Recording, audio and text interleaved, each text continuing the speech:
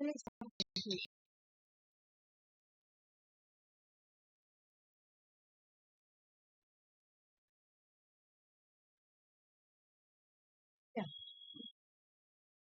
का टॉपिक जो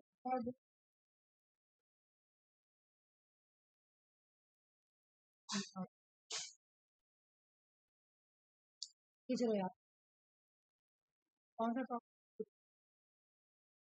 बोल रहे कि कौन सा,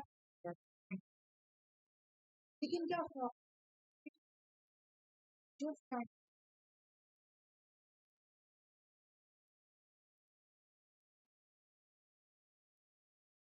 जो स्कूल है, तो क्या इसको इसी नाम से सबसे पहले इसका ऑफिशियल नहीं था, सबसे पहले इसका ऑफिशियल सोशल रिसर्च इस नाम से स्थापित किया गया। अच्छा, मैं तुमको पहले जब पढ़ाई थी उसमें अभी शरारती थी, मैं लिखी बन स्टार्ट किया, तो वो एक आता नहीं है ना, तो इस वजह से हटा दी हम सब नहीं करते, क्या होता है क्या additional हाँ, मैं एक्स्ट्रा चीज को हटा दी अगर साधन नहीं है इसलिए, ठीक है, सिर्फ कम टू द पॉइंट है, वैसे जो एग्जाम में हमको लगा इम्पोर्टेंट है वही लाए, ठीक है। देखो रेड वाला जो है वो एग्जाम में आता है और याद भी करना, वो वाला भी याद करना है, ठीक है, छोटा सा है, याद हो जाएगा अभी आप, ठीक है। हाँ चलो स्टार्ट।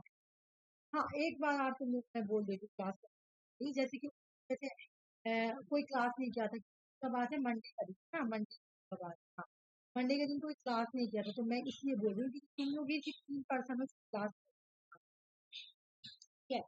तो मुझे रात में मॉर्निंग का पहले क्लास, तो मुझे लगा या तो लक्ष्मी आ जाए या तो आरती, कोई तो आई, तुम लोग दोनों नहीं आई, मैं तुम लोग को बेनिफिट दिलाने, तो तुम लोग क्या करो, अगर नहीं आना है ना तो आपस कर लो, कम से कम एक आदमी जाके क्लास, इससे क्या होगा कि क्लास ना, तो ये एक दिन बैक मतलब हमारा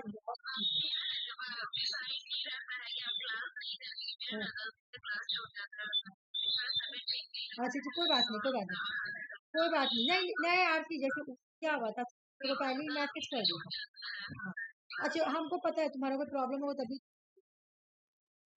कैसा बताया है, सुषमा जी से मुझे मैसेज कर दी थी कि मेरा तबीयत खराब है, तो मुझे लगा लक्ष्मी या तुम आओगे, दोनों में से कोई नहीं आया, तो मैं तुम लोग को बेनिफिट के लिए बता रही हूँ, तुमने एक बार क्या करो इसी में इसलिए बोली कि मैं करी, मैं अपने लिए नहीं बोल रही हूँ, इसलिए कि अगर पॉसिबल हो तुमको क्लास कर लोगी तो और सब्जेक्ट को भी फायदा होगा, जितना प्रीवियस क्वेश्चन होगा उतना अच्छा तो होगा, स्ट्रॉन्ग होगा।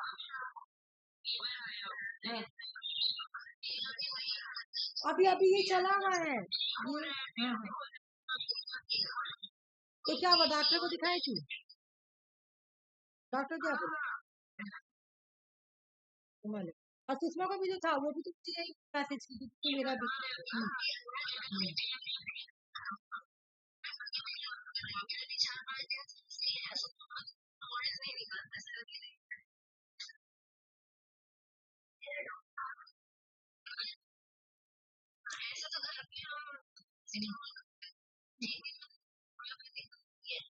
सुषमा तो होम्योपैथी दवा खाती,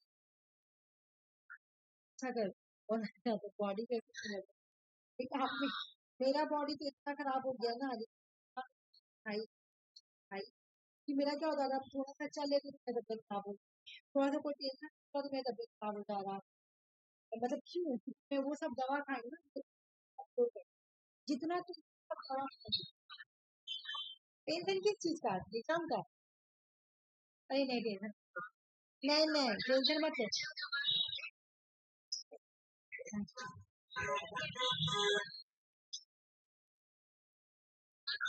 अच्छा तुम लोग, नहीं नहीं आप इस बार तुमको तुम पूरा देख बोले ना नवंबर में मैं और दिसंबर में मैं देखी बहुत सारा क्वेश्चन, मतलब वो सब खुद ही नहीं करवाया, अब पहले तो अब वो सब जाएगा ना बार बार, पेपर वन भी कराऊंगी, इसके बाद में पेपर वन का कुछ भी करवाऊंगी, 2025 का क्वेश्चन सब किसी ने आके सब वो और इंडियन लॉजिक के वो सब लास्ट में बात करवाओ, ठीक है। तो टेंशन नहीं लेने का। मैं इतना अच्छे से क्लास भी करवा रही हूँ, बस फॉलो करना। बाकी तुम्हें क्लास में याद करवा दी, बाकी जो तुम लोग का घर में करो, टेंशन मत। हाँ, टेंशन तो कोई मत लो। मैं बोली ना, टेंशन टेंशन तो मुझे है कि जल्दी जल्दी कंप्लीट आके मुझे रिवीजन भी करवा। अब मेरा भी क्या हो रहा है कि जैसे तबीयत खराब हो जा रहा है तो मतलब कहीं भी अगर चल जा रहे थोड़ा सा काम वगैरह से तो बस तो जरा बॉडी में पेन वगैरह जरा पहले परेशान।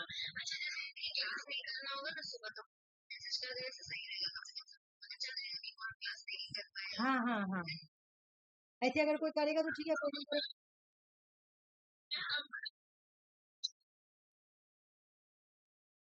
हाँ नहीं नहीं,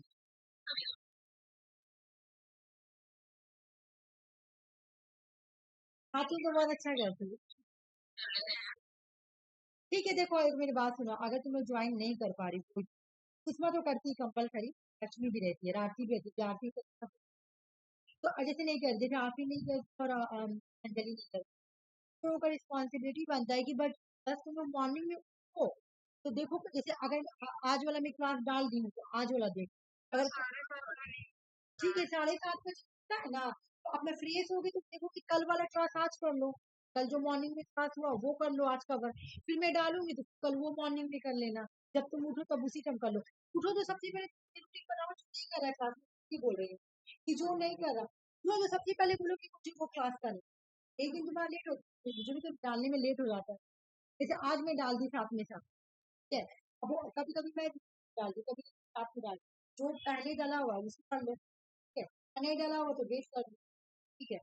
तो ऐसे तुम लोग अपना क्लास कवर करो, पी वाई क्यू करना बहुत ही। और ऐसे तुम लोग अगर नहीं आओगे आदमी तो कंपलसरी आ जाए तो आप कर लेना, ठीक रहेगा, क्योंकि अब तुम लोगों को बहुत अच्छे से प्रिपरेशन करना। चलो स्टार्ट करो, देखो क्या हो गया। सैटरडे को मैं भी ना सैटरडे को कहीं जाना, तो मैं सोच रही थी संडे को तो क्लास है, अभी कंफर्म नहीं है, अभी कंफर्म नहीं है, तो अभी कंफर्म नहीं है, जैसे मुझे जाना है, जैसे अपने बहन को लेकर जाना है, तो मुझे मेरी बहन बोली तो मैं बोली कि संडे हो क्लास, लेकिन अभी मेरी बहन कंफर्म नहीं की जाना है, तो हम अभी उसे पहले पूछ लेंगे और उसके बाद में बता देंगे, ठीक है, कि संडे को जाना है। अगर नहीं सैटरडे को, हाँ, अगर मुझे सैटरडे को जाना हुआ मैं चली जाऊंगी आकर, कोई प्रॉब्लम तो नहीं हुआ किसी को, है ना। सब कोई फॉर्म भर लेना प्लीज, कुछ होना मत, लक्ष्मी भी भरना तुम, लक्ष्मी फॉर्म भरना, मैं बोल रही हूँ ना फॉर्म भरी, समझ में आएगा तुम कितना। हाँ बिल्कुल सब भरो, फॉर्म भरोगे तो समझ में आएगा ना पर कितना आया, कितना तक हम पहुंचे। हाँ नहीं नहीं नहीं नहीं नहीं, नहीं आरती बहुत ज्यादा तबीयत खराब है। अगर नहीं, ज्यादा तबीयत खराब हो गया, अरे हम यंग एज में तबीयत खराब हो रहा, बताओ क्या हो गया है? मेरा भी कभी कैसा तबीयत खराब होता है ना, कभी कभी कैसा तबीयत खराब होता है, हम बचेंगे। तो मुझे लगता है ना मेरा जो मतलब इम्पोर्टेंट इम्पोर्टेंट चीज है ना मुझे तब नहीं करते हैं कि अगर हम नहीं रहे तो माइंड चलने लगे, तो ऐसा लगता है कभी कभी अचानक तबीयत खराब हो जाता है, लाइक अब कुछ नहीं, ऐसा मेरा भी हो जाता है, लेकिन मेरा हम इम्यूनिटी कम है, लेकिन तुम्हारा क्यों हुआ? अगर किसी को कोई बीमारी हो रहा तो वो बीमारी छूट नहीं रहा, उसे दूसरा तीसरा चौथा। हाँ हाँ ठीक है, सही बोल रही है। नहीं मेरा पता, मेरा मैं बीमार कब से नहीं लिया, कोई वैक्सीन नहीं लिया। हाँ हाँ हाँ,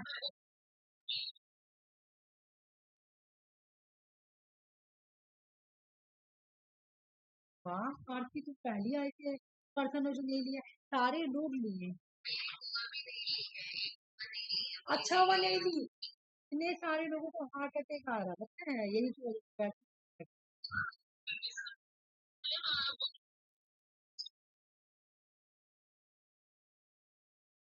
है हम लोग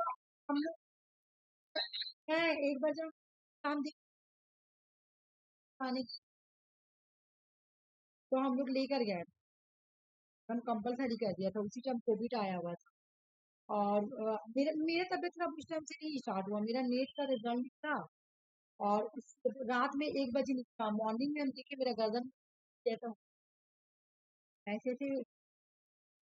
देखिए हाँ, इतना मेरा पहले भी निकला था एक बार, तो मतलब वो 2 साल पहले निकला, लेकिन उसके बाद फिर निकला। और उसके बाद जो back to back back to back नहीं लगा, और डॉक्टर तो बड़ा ऑपरेशन कहते सब ऑपरेशन करेंगे बॉडी, और इतना यंग लड़की बार बार operation।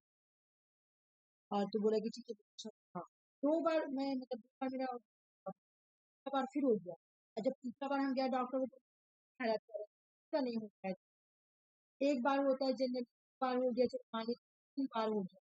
तो उसके बाद पहला वाला ऑपरेशन मेरा तो खराब कर दिया, वाला ऑपरेशन बची।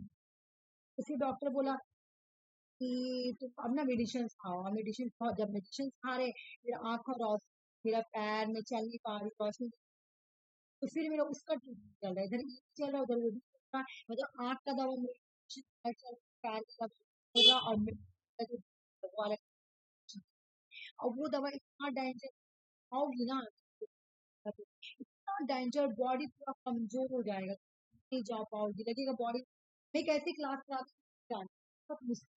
और अभी जब मेरा मेडिसिन बंद हुआ है ना, तो बॉडी पे effect कम चल पा रही, जाती हूँ थोड़ा सा बहुत जल्दी, टेंशन हुआ तो सारी।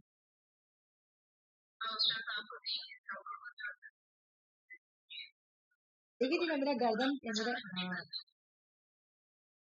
हाँ देखिए थी ना उसका गर्दन में बहुत,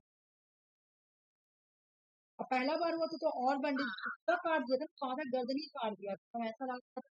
वो पहला बार हुआ था तो मैं 3 महीना तक पूरा झेली थी, क्या है कि 2 महीना मेरा बैंडेज कट, और 1 महीना में फिर बोला कि लाओ हम इसको देंगे, और 1 महीना उसमें रह गया था। तो डॉक्टर को पता नहीं था, कर दिया था। इनकी फिंगर मत जाने, साल लड़की हमसे भी छोटी लड़की है, और उसका केस खराब कर दिया। मेरी आपी की बेटी नहीं, तारा, तार के साथ पढ़ती खाना नाम, इसका ऑपरेशन गलत कर दिया है, चिकन मत जाना, वो ऑपरेशन खराब कर दिया। वही तुम सुदीप बनर्जी तो बोल देगा कि ऑपरेशन नहीं होगा, मेरी इंजेक्शन ना सार्जन की, जो वो है बोला कि वो सिर्फ पैसा के लालच में क्या है, पैसा लेने के चक्कर में मेरा ऑपरेशन क्या है, गलत ऑपरेशन। और ऑपरेशन को एक उसका ऑपरेशन करता है सार्जन, और विनोद के पास हमारा सार्जन है, वो करता है सर्जन लगता है। और अभी मुझे सुदीप बनर्जी चल रहा था, तो नहीं मैं सर्जन को लेके आप नहीं, मैं ऑपरेशन ऑपरेशन तो सर्जन ही करे, तो वही मैं बोल रही हूँ, जा तो हाँ ना, तो फिर क्या हुआ, नाक का ऑपरेशन हो गया, नाक में कुछ नहीं हुआ था, सिर्फ पैसा बनाने की, छोड़े जल्दी चलो वहाँ क्या, फिर कितना देर हो गया, कितना जल्दी जल्दी क्या पा रहा हूँ। हाँ तो मैं क्या बोल रही थी, जैसे activity 90 institution of social research के नाम से कौन है, कार्ल कार्ल सॉरी कार्ल ग्रनबर्ग ना, कार्ल ग्रनबर्ग फाउंडर के फ्रैंक, बाद में मार्क और काइमर जो है इसके डायरेक्टर बने, ठीक है ना। 1930 में पहली बार ये तो डायरेक्टर बन गए, फिर डायरेक्टर बनने के बाद ये जो इथिकल थ्योरी का वर्ड किया, इथिकल थ्योरी को फाइन प्रैक्टिस के अंदर वो थे मार्क्स, ठीक है। बोले कि मार्क्स प्राइमर जो है कि 1937 में क्रिटिकल थ्योरी फाइन कर, ठीक है, समझ में आ गया? तो ये क्रिटिकल थ्योरी है क्या, मुझे यहाँ पे क्या बात है कि मार्क्स प्राइमर क्या था, फाइन कर, एम क्या था, फैक्ट्री पर लेते, एम क्या था जो आया था, बस क्या thought to develop by revising market idea, मतलब कि जो फैक्ट है ना, ये जो फैक्ट है ना, यहाँ पे क्रिटिकल आया गया, और यहाँ पे बहुत सारे चीज करने के उन्होंने बोला ना कि ये भी पहले की समझ पाई, जैसे मार्क्स इन्होंने क्या किया, मार्क्सिस्ट आइडियाज यहाँ पे लाया, मार्क्सिस्ट आइडियाज को ला के इन्होंने यहाँ पे इसको रिवाइज, और ये जो रिवाइज वाला काम कर रहे हैं पुराना वगैरह, ठीक ना, और ला के यहाँ पे क्या करे, स्टडी करे, फिर उसको पढ़ रहे, जो उसको पढ़ रहे हैं, समझ रहे हैं, राइट कर रहे हैं, उसके नाम पे रखे। This involved introducing two philosopher methods effective to better address complexity of the modern text. तब वो लोग क्या कर रहे थे, मॉडर्न कॉम्प्लेक्सिटी है उसको एड्रेस है ना, बेटर तरीके से एड्रेस कर मेथड को अच्छे, और फिर इसको न्यू मेथड में इंट्रोड्यूस करते हैं। प्रैक्टिस कौन सी थ्योरी है, क्रिटिकल थ्योरी। जैसा तो पहले देखते थे कि क्या क्या खामी है ना, ऑफिस में क्या क्या तुम्हारा अभी भी थोड़ा क्या क्या उसमें आउटकम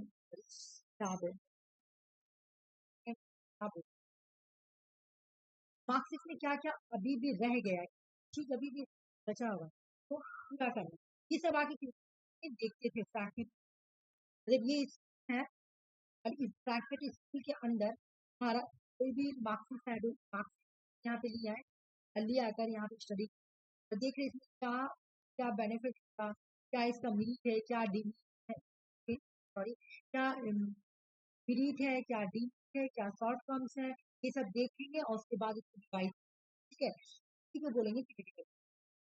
क्रिटिकल थ्योरी का एम क्या है, ये वाला याद, एम एट द इंसान का एम है कि इंसान लिबरेशन दे, इंसान को लिबरेट बनाना, लिबरेशन बनाना, लिबरेट, लेकिन ये इंसान जो है ह्यूमन लिबरेट कैसे बने, रीजन से, सेल्फ रिफ्लेक्शन से, इमांसिपेट और इमांसिपेशन के थ्रू, और सोशल ट्रांसफॉर्मेशन, क्रिटिकल पर्पस क्यों स्टडी करें, आपकी आइडियोलॉजी और उसका पर्पस था कि इंसान है, ह्यूमन है, लिबरेशन आ, इसके through reason, self reflection, transformation and social transformation, ठीक है। बोला कि ये जो तुम्हारा क्रिटिकल है ना, ये critical theory as a develop by the, तो कहाँ पे डेवलप किया गया है भाई, अभी हम लोग ये क्या है, ये एक रेडिकल और इंटरडिसिप्लिनरी अप्रोच एनालिसिस। इंटरडिसिप्लिनरी का मतलब समझाई होगा, एक सब्जेक्ट, तीन चार सब्जेक्ट मिलाकर तो एक सब्जेक्ट किया जा रहा है, ये लोग सब चीज को लेकर कंप्लीट कर रहे हैं, जैसे साइकोलॉजी को, सब चीज को लेकर क्या करते हैं, कंप्लीट करके स्टडी, डिफरेंट डिफरेंट सब्जेक्ट लेकर स्टडी, कहाँ पे के थ्रू, और क्या डेवलप करें, ये लोग क्या करें, सब्जेक्ट को लाकर उसको क्रिटिसाइज, फिर देख रहे क्या शॉर्ट फॉर्म है, अभी क्या रह गया, ठीक है, तो इसका काम है रेडिकल, ये लोग क्या करते हैं, ये लोग और जो ट्रेडिशनल मार्क्सिज्म करते हैं, कैसे उठा के लिए आएंगे तो समझेंगे कौन से बात करते करिए, इनका पर्पस है कि इंसान को इमांसिपेशन करना, और इनके अंदर कौन देश को ट्रांसफॉर्मेशन, ये लोग क्या करता है, मार्क्स का एक स्टेटमेंट है, मार्क्स का है, कार्ल मार्क्स, मैं तुम लोग को पढ़ाई हूँ, जब कार्ल मार्क्स पढ़ाई तुम्हें पढ़ाई थी,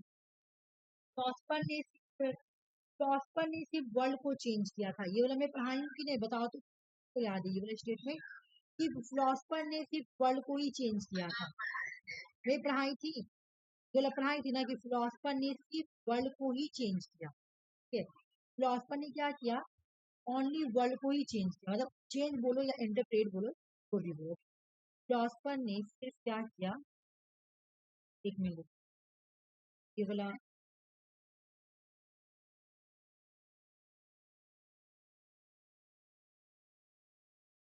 हाँ, मैं समझा रही हूँ, बोला गया है कि फिलोसफर ने क्या किया, सिर्फ वर्ल्ड को चेंज किया, ये कार्ल मार्क्स, मैं यहाँ पे कार्ल मार्क्स बोल,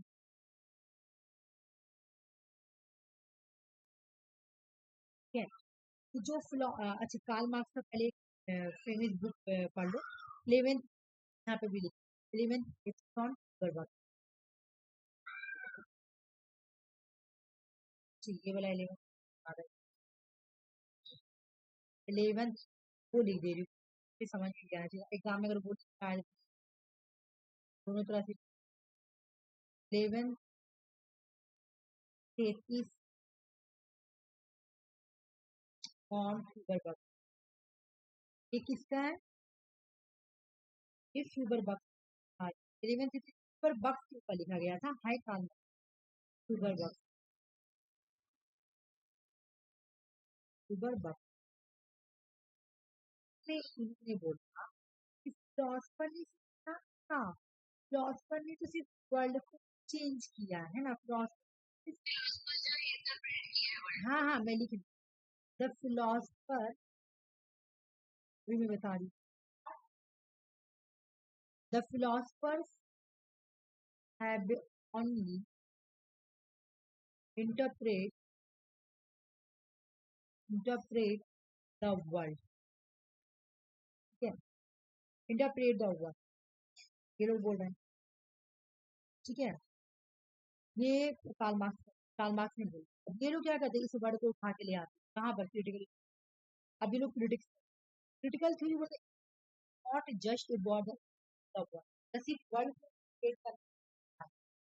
ठीक है, सिर्फ आप बोल रहे वर्ड को इंटरप्रेट करो, सिर्फ वर्ड को समझना नहीं है, बल्कि चेंजिंग करना। ठीक है, ये इन्होंने बोला। अब चेंजिंग करके क्या लाना है? इमांसिपेशन, सोशल क्रिटिक्स करके इमांसिपेशन लाना। सोसाइटी में जो गलत चीज सोसाइटी में जो गलत चीज बोला, ये बोला ना कि फिलोसफर ने सिर्फ वर्ड को क्या किया, इंटरप्रेट किया है। तो यहाँ पे तुम्हारा जो ये क्या नाम है, जो क्रिटिकल की वाली है, ये लोग बोले कि भाई उसको चेंज भी करना है, ठीक है ना, उसको चेंज करना, और चेंज करके क्या करना है, सोसाइटी में एमांसिपेशन लाना। ठीक है, इसको क्रिटिक्स करके, सोशल क्रिटिक्स करके सोसाइटी में क्या होता है, रिच एंड पुअर का गैप होता है, डिस्क्राइमिनेशन होता है, इन सबको हटाकर आपको humanity right from the marks but reject. बोला कि ये जरूर, ये तो बिल्कुल ये क्रिटिकल थ्योरी का जो मार्क्सिज्म से ही उठाइए, बात तो सही है। मार्क्सिज्म की थ्योरी उठा के क्रिटिसाइज करते हैं, और भी बहुत सारे सब्जेक्ट करते हैं, लेकिन मेन का रूट जो रहता है वो मार्क्सिज्म ही रहता है, ठीक है ना। लेकिन ये लोग इकोनॉमिक डिटरमिनिज्म जज करते हैं, बोलते हैं कि हाँ भाई, मार्क्सिज्म को मैं क्रिटिसाइज कर रहा हूँ, क्या बोल रहा है, क्रिटिकल बोल रहा है कि ठीक है मार्क्सिज्म ने गलत बोला, सिर्फ वर्ल्ड को इंटरप्रेट करना, ये बिल्कुल ये सही गलत बात है।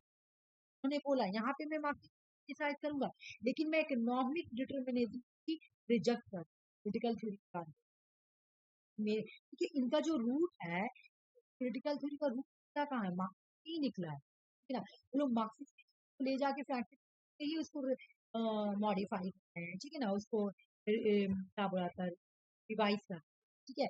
रूट तो देखने को आपको मार्क्सिज्म की, तो क्या करेंगे, जब भी करेंगे इकोनॉमिक डिटरमिनिज्म को। ये भी तुम्हारे मार्क्सिस्ट वाले हैं, वो क्या करते हैं, तो कैपिटलिज्म को decide, और ये जो क्रिटिकल वाले हैं ना, ये कंबाइंड स्टडी करते हैं, फिलोसफी को ले लेंगे साथ में, सोशल साइंस को भी ले लेंगे। अभी मैं क्या बोली, स्टडी इंटरडिसिप्लिनरी का मतलब क्या?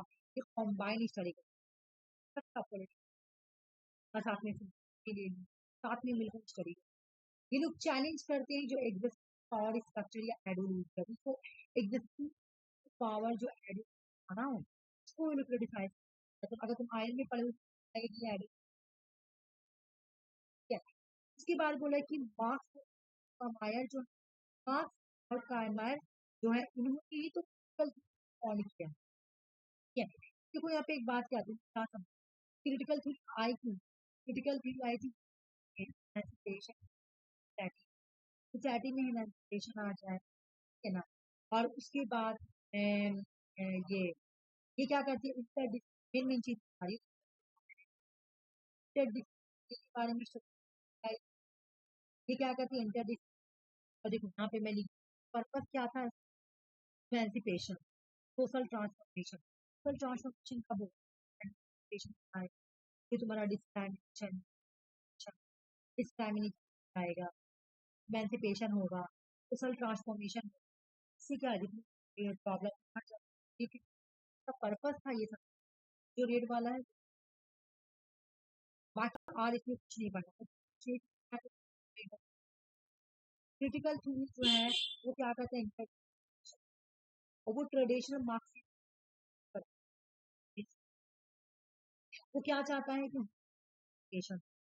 क्रिटिकल मार्क्स का जो बना वहाँ पे कोटेशन लिखा हुआ था, में चेंज किया है तो वही को लाकर मॉडिफाई इसी के अकॉर्डिंग तो नहीं बोला सोसाइटी तो सोसाइटी में बताएंगे। और ये चूंकि इसका रूट मार्क्सिट है, तो ये भी क्या करेगा, इसको रिजेक्ट करेगा। ये जब स्टडी करता है तो डिफरेंट स्टडी ये एग्जिस्टिंग ऑर्डर जो है, जो स्ट्रक्चर है, जो आइडियोलॉजी है, मान लो जब मार्क्सिट आया होगा तो या फिर आइडियोलॉजी बाहर को गया तो हाँ लिबरलिज्म क्या है, लिबरलिज्म क्या था, एग्जिस्टिंग ऑर्डर था तो क्या थी आइडियोलॉजी, लिबरलिज्म भी क्रिटिसाइज करी, मतलब ये एग्जिस्टिंग ऑर्डर को क्रिटिसाइज। उसके बाद मार्क्स प्राइमर जो है वो क्रिटिकल को सॉल्व करने के बहुत वर्ड को पॉइंट किया था, तो यही।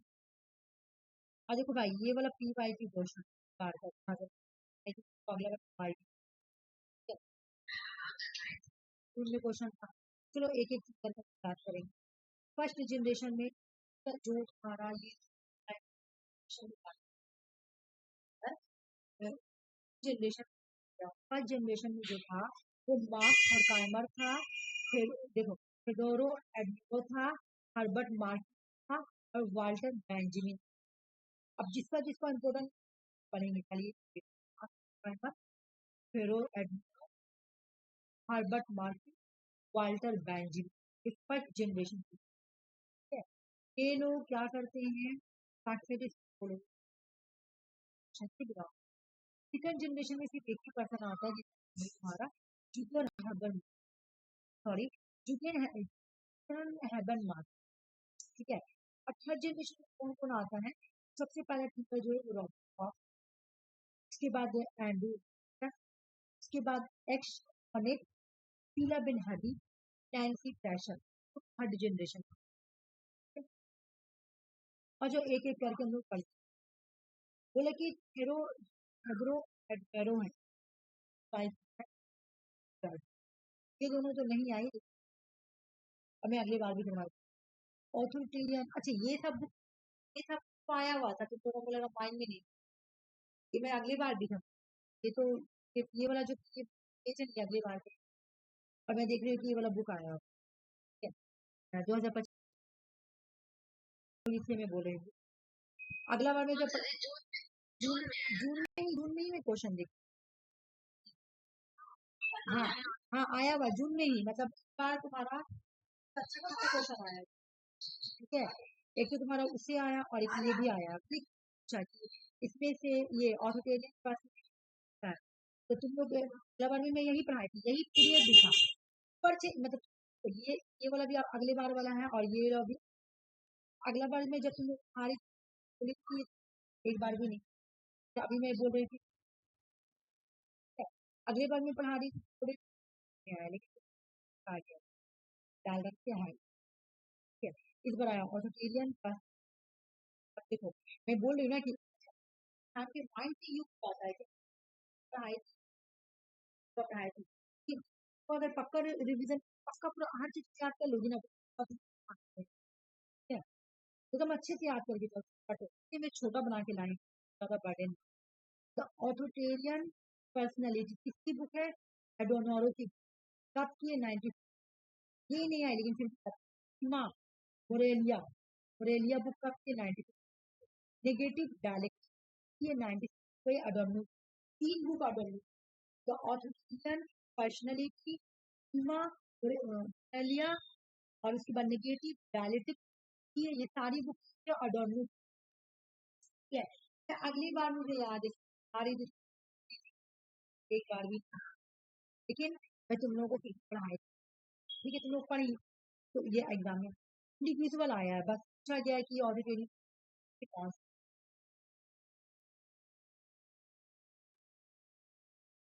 Critics of the culture and industry, इसको क्रिटिसाइज, आई डोंट नो कब क्या है, आई डोंट, ये क्रिटिसाइज कर कल्चर इंडस्ट्री, ये एस्थेटिक और कल्चर से जुड़े हुए, ये क्या आया हुआ पहले एग्जाम, एस्थेटिक और कल्चर से ये जुड़े हुए, और ये कल्चर इंडस्ट्री करते हैं।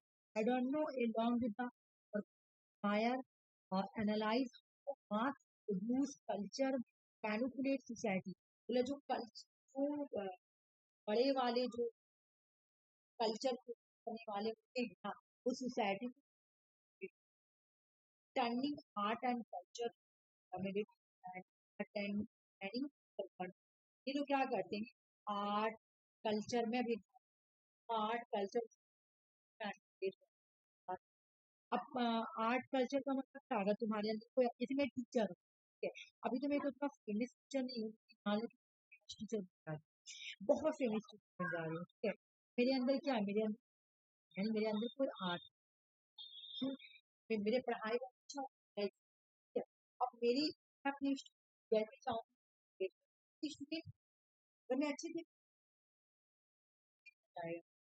मैम तो बहुत अच्छा सिखा रही है, मैम बहुत अच्छी है ना, उसके अंदर तो जो बोली बात, मैं अपने स्टूडेंट क्या करूँ, यहाँ पे वही बात बोल रहा है कि सोसाइटी में क्या होता है कि जो कल्चर को बोलता है ना, कि जैसे बड़े बड़े क्या है, रेडी रेडी बड़े बड़े सेलिब्रिटी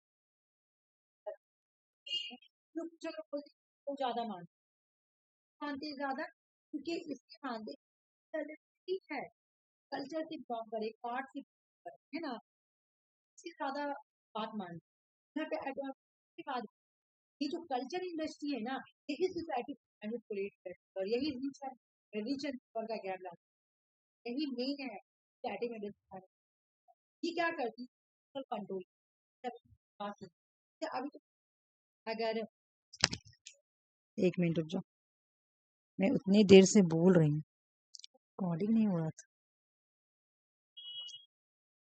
हाँ, तो मैं यहाँ पे क्या बोलना चाह रही थी कि रिकॉर्डिंग हो रहा ना, हाँ ठीक है, मैं क्या बोलना चाह रही थी कि जो अडर्नो है, उन्होंने बोला कि जो कल्चर इंडस्ट्री है ना, उसने क्या किया है, सोसाइटी को कंट्रोल कर लिया है अपने कल्चर्स के थ्रू, अपने आर्ट्स के थ्रू, ठीक है, तो ये बिल्कुल ये अच्छी चीज नहीं है, तो ये कल्चर को क्रिटिसाइज करते हैं, तो एस्थेटिक्स और कल्चर से जुड़े हुए हैं, ठीक है, और फिर जो तुम्हारा छूट गया उसको कवर कर लेना, कवर कैसे करेगी पता नहीं, रिकॉर्डिंग हुआ कि नहीं, क्योंकि नहीं मुझे एक बार फिर से करना पड़ेगा, अच्छा मैं रिवीजन करा दूंगी, क्या हुआ कि मैं ना यहाँ से ऑफ कर दी थी, रिकॉर्डिंग हुआ भी कि नहीं पता नहीं, चलो अब देखो हम लोग पहले क्या पढ़े, देखो यहाँ पर पहला जो जनरेशन में आएगा, फर्स्ट जनरेशन में मार्क्स और काइमर और थेड्रो एडनोरो, तो ये तो हम लोग पढ़ लिए एडनोरो, अब हम लोग पढ़ेंगे तुम्हारा हर्बर्ट हर्बर्ट मार्क्यूस, और ये एग्जाम में बहुत बार क्वेश्चन आया हुआ, बहुत बार, सुषमा और अंजलि आरसी क्वेश्चन सॉल्व की होगी, वन डायमेंशन मैन किसने दिया, इतना बार एग्जाम में आया हुआ है ना कि मैं क्या बोलूं, बहुत बार आया वन डायमेंशन मैन, बस एग्जाम में ही आता है वन डायमेंशनल किसने दिया, यही रखना है, हर्बर्ट मार्क्यूस ने दिया, मार्क्यूज ने दिया, अच्छे, इरोज एंड सिविलाइजेशन 1955, इसको किसने दिया, तो यही दिया, हर्बर्ट मार्क्यूस ने दिया, ठीक है, किसने दिया, हर्बर्ट मार्क्यूस ने दिया, ठीक है, बस तुम लोग को यहाँ पे दो चीज याद करना है, क्या याद करना है कि हर्बर्ट मार्क्यूस ने क्या दिया, इरोज इरोज एंड सिविलाइजेशन इनकी बुक है 1955 की, वन डायमेंशन मैन 1964 की बुक है, ये इनका कॉन्सेप्ट भी है, ये इनका बुक, अभी मैं बताऊंगी इसका मतलब क्या है, तो मैं यहाँ पे तुम लोगों को साफ साफ पढ़ा रही हूँ, पहले यहाँ पे एक बार अच्छे से देख लो कि जो क्रिटिकल स्कूल है, जो फ्रैंकफर्ट स्कूल है, इनको क्या किया गया, जनरेशन में बांटा गया, फर्स्ट जनरेशन में आएगी मार्क्स और काइमर, सेकंड जनरेशन में आएगी थेदोरो एडनेरो, और सॉरी फर्स्ट ही में आएगी, सॉरी फर्स्ट में ही आएगी, थेदोरो एडनेरो, हर्बर्ट मार्कस वाल्टर बेंजामिन। ये जो 4 पर्सन है ये लोग आएंगे फर्स्ट जनरेशन में, ठीक है ना। तो इन्होंने क्या दिया, इन्होंने क्रिटिकल थ्योरी को फाउंड किया। इन्होंने क्या किया है, क्रिटिकल थ्योरी को फाउंड किया है।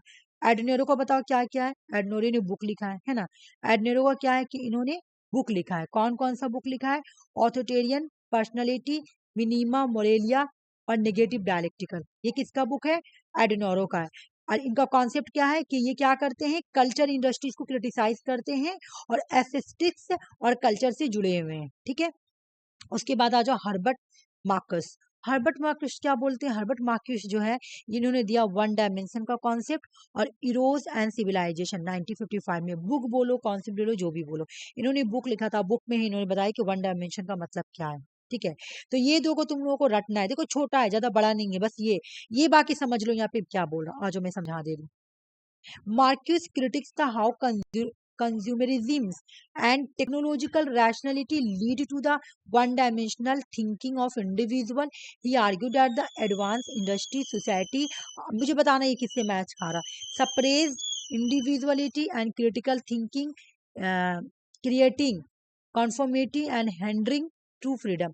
ये क्या बोल रहा है मैं बता रही हूँ, जो यहाँ पे मैं लिख रही हूँ, तो तुम लोग बताना तो किसी में। रूसो से मैच, वेरी गुड, बहुत अच्छा, रूसो से मैच खा रहा है। ये क्या बोल रहा है सुनो, ये बोला है कि जब एक इंडिविजुअल अंदर, समझना, जब एक इंडिविजुअल के अंदर रैशनैलिटी आई,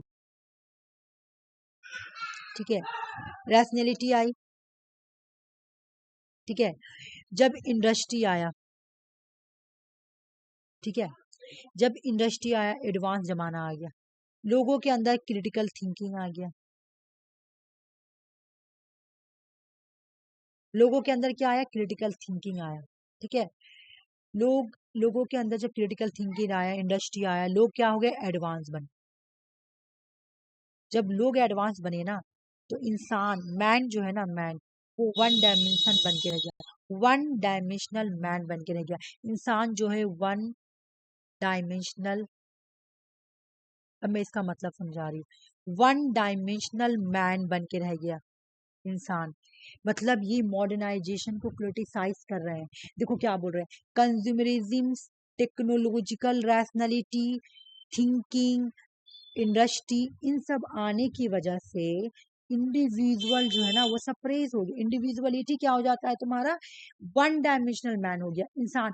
पहले का इंसान कलेक्टिव था, साथ में फैमिली के साथ रहता था, ठीक है।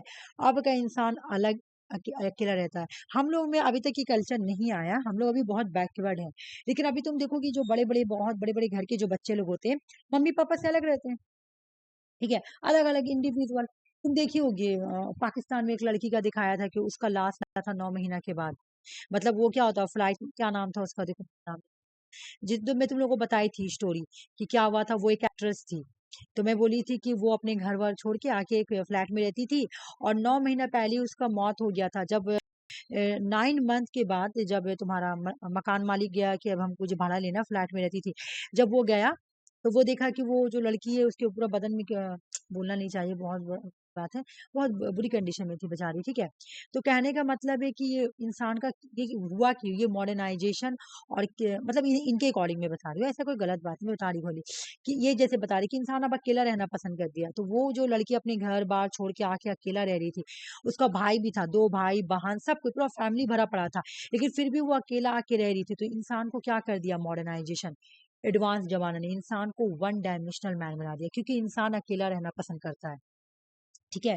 इंसान को आजकल अकेला रहना अच्छा लगता है, इसलिए इंसान बस अपने आप के बारे में सोचता है और इंसान वन डायमेंशनल बन गया है। पहले इंसान कलेक्टिविज्म था, सबके साथ रहना पसंद करता था, लेकिन आज का इंसान अकेला रहना पसंद करता है, ठीक है। किसी का अच्छे, एक और मेरी बात सुनो, आज के इंसान के लाइफ में अगर कोई किसी का मम्मी पापा इंटरफेयर करते तो बहुत बुरा लगता है। हम लोग तो बहुत बैकवर्ड में आ गए, जो बड़ा बड़ा होता है। आजकल का बच्चा लोग में अगर कोई जैसे कुछ बोला जा रहा है तो बहुत ही एग्रेसिव हो जाएगा कि मेरे लाइफ में इंटरफेयर मत कीजिए, मेरे ये में मत कीजिए। तो इस तरह से लाइफ हो गया, क्यों, वो एडवांस टेक्नोलॉजी की वजह से ना। तो ये वही बात बोल रहे हैं कि एडवांस टेक्नोलॉजी की वजह से इंसान वन डायमेंशनल मैन हो गया। इरोज एंड सिविलाइजेशन ये छोड़ दो, ये उतना ही है। ऐसे यहाँ पे मैं बता दे रही हूँ, ये जो बुक है ना, ये दो कंबाइन को इन्होंने मिलाया है। जैसे एक मार्क्सिस्ट था, ठीक है, और एक था फ्रीडेन। ठीक है। तो यहाँ पे इनके थ्रू थ्रू ही एक्सप्लोर किया है मार्कस ने, और इन दोनों के बारे में ही इस बुक में लिखा है, और बताया कि किस तरह से जो सिविलाइजेशन है वो इरोज हो रहा है, खत्म हो रहा है। ठीक है, बाकी ये इतना याद करने की जरूरत नहीं, क्योंकि मैं सोच रही हूँ कि तुम लोगों को छोटा से छोटा बर्डन हो। ठीक है, क्योंकि अभी मैं तुमसे पूछूंगी भी। अच्छा, ये इनका, हाँ, हर्बर्ट मार्कस जो है ये क्रिटिसाइज करते हैं मॉडर्न कंज्यूमर सोसाइटी को और ऑथोरिटेरिज्म रिजीम्स को। ठीक है, मॉडर्न सोसाइटी को तो क्रिटिसाइज करते हैं। अभी मैं पढ़ाई हूँ, सेकंड जनरेशन आ गया। सेकंड जनरेशन में जुगर हैबरमास जो है, ठीक है, जुगर हैबरमास थे। इन्होंने ये क्वेश्चन तुम लोग देखी होगी, इतने बार आया जिसका कोई ठिकाना नहीं। Theory of communicative action, theory of communicative action किसने दिया है? जुगर हैबरमास ने दिया है। ठीक है, एक बार समझ लेते हैं क्या, बाकी इसको तुमको रट लेना है। थ्योरी ऑफ कम्युनिकेटिव एक्शन किसका है? जुगर हैबरमास। ठीक है, आ जाओ, ये क्या बोला? हैबरमास आर्ग्यू करते हैं कि rationality and truth are establish through communicative process. या ये क्या बोल रहे हैं मैं बता रही हूँ। बोले कि आजकल आजकल रैशनैलिटी और ट्रूथ को कैसे स्टैब्लिश किया जा सकता है? कम्युनिकेशन प्रोसेस के थ्रू। बोला अगर तुमको रैशनैलिटी को स्टैब्लिश करना है, ठीक है, अगर रैशनैलिटी को स्टैब्लिश करना है, ठीक है, या तुमको ट्रूथ को स्टैब्लिश करना, अभी मैं बता रही हूँ, तो ये तुम्हारा कम्युनिकेशन के थ्रू ही हो सकता है। अब मैं बता रही हूँ, सुनो। तुम देखी हो कभी दो लोगों के बीच, जैसे बोला यहाँ पे कि ये फोकस करते हैं कि डायलॉग इंपॉर्टेंट हो चाहिए, डिस्कोर्स, कॉन्सियसनेस। अभी मैं इसका मतलब समझा रही हूँ, समझो। देखो, कहने का मतलब है कि ए और बी है, ए बी और सी है। ठीक है, इन लोग में बात नहीं है, इन दोनों में बात नहीं है। ए सी को बोल रहा कोई काम और सी जाके बी को बता रहा, इन लोग में दोनों में टेंशन और बढ़ जाएगा। ठीक है, मैं बता रही थी, ए जो सी को बता, ऐसा होता है तुम लोगों के लाइफ में, ऐसा हुआ होगा कभी ना कभी।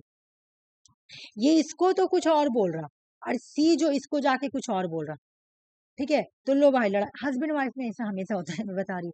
अभी नहीं, पहले जमाना का मूवी में मैं देखी थी। पहले जमाने में फोन वोन होता नहीं था, हस्बैंड वाइफ में लड़ाई है, बीच में एक होता है, लड़ाई लगाने वाला, सी रख लो।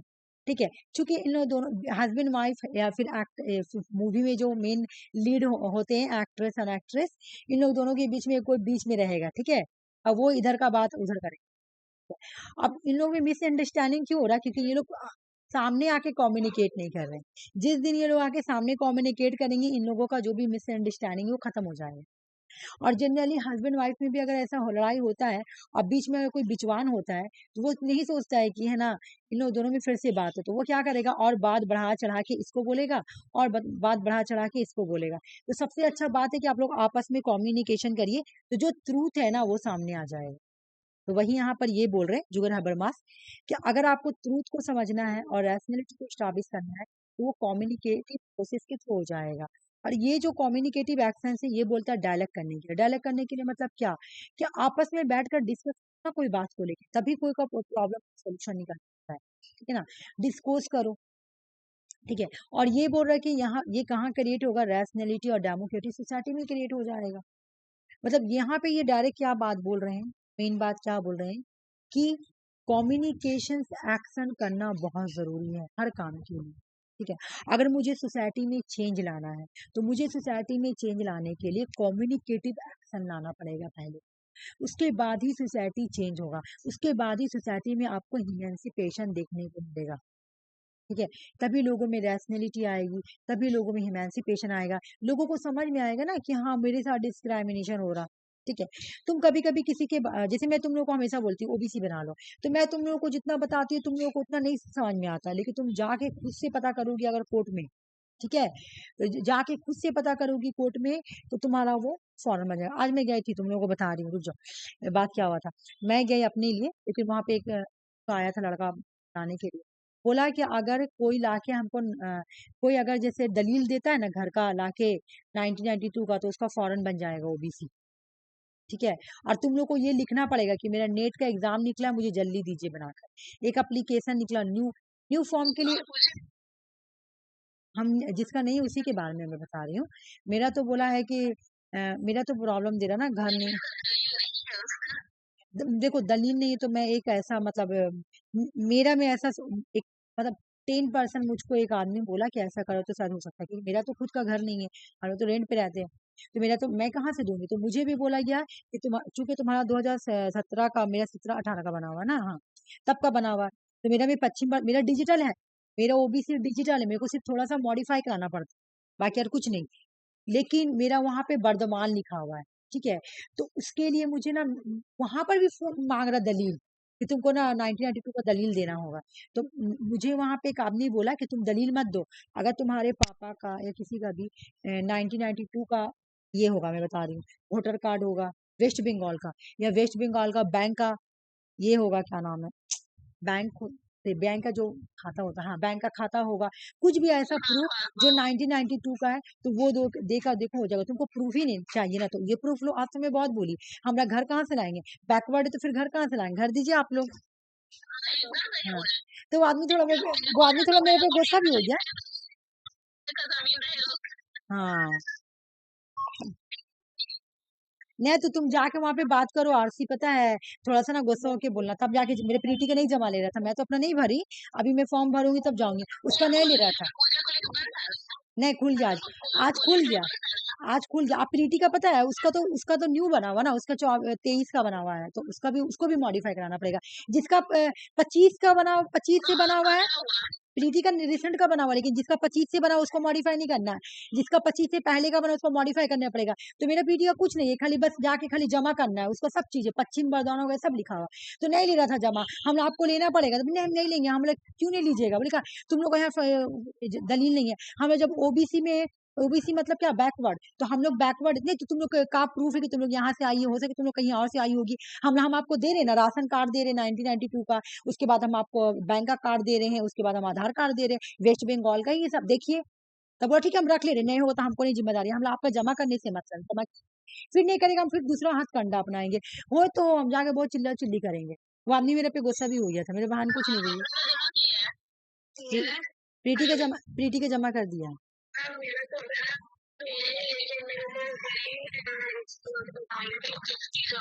अरे जाके बात करो ना वहाँ वहाँ।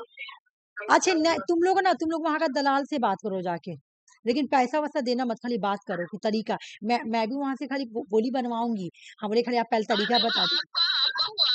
मेरा भी फॉर्म भरना पड़े, मेरा फॉर्म ही नहीं भरा रहा था ना, मेरा फॉर्म में आ जा रहा था कि नहीं, तब मुझे वहां आज मैं पूछने गई थी कि मैं क्या करूं, तब वो लोग बोला पता है क्या, प्रीति का हो गया मेरा नहीं हुआ, तब वो लोग बोला कि तुम न्यू फॉर्म करके भरो और वही हो जाएगा, खाली न्यू फॉर्म करके भरो। मेरा भी बोला कि हो जाएगा, मेरा भी बोला है कि हो जाएगा, नहीं हो रहा था, बोला कि नहीं मैं दलील ही लूंगा, हम बोला आप हाँ, क्या, तो जिसका नहीं बना अप्लाई करो बन जाएगा, जिसका नहीं बना वो अप्लाई करो बन जाएगा, फौरन बन जाएगा। मेरे आप ही का बेटी लोग का बन गया है।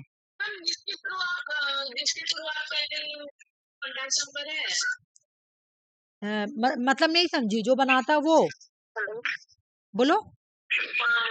हाँ मैं तुमको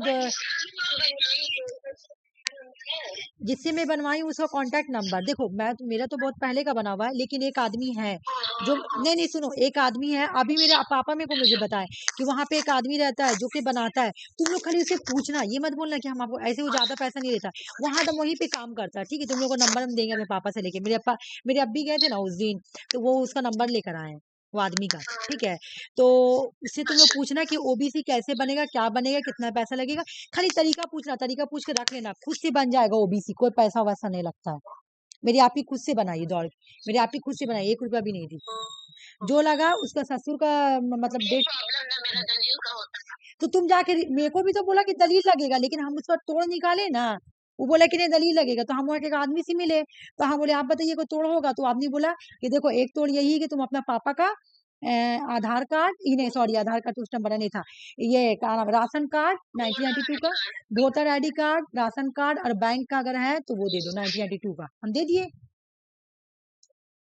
बोले इतना दे के देखो हो जाएगा, तो तुम भी जाके, तो तुम लोग देखो, पहले जाओगी देखोगी तब तो पता चलेगा, ऐसे ना वहां पे एक बार जाके पता करो सब। हम जाएंगे, अभी हम जाएंगे, कौन दिन, मंडे तक जाएंगे।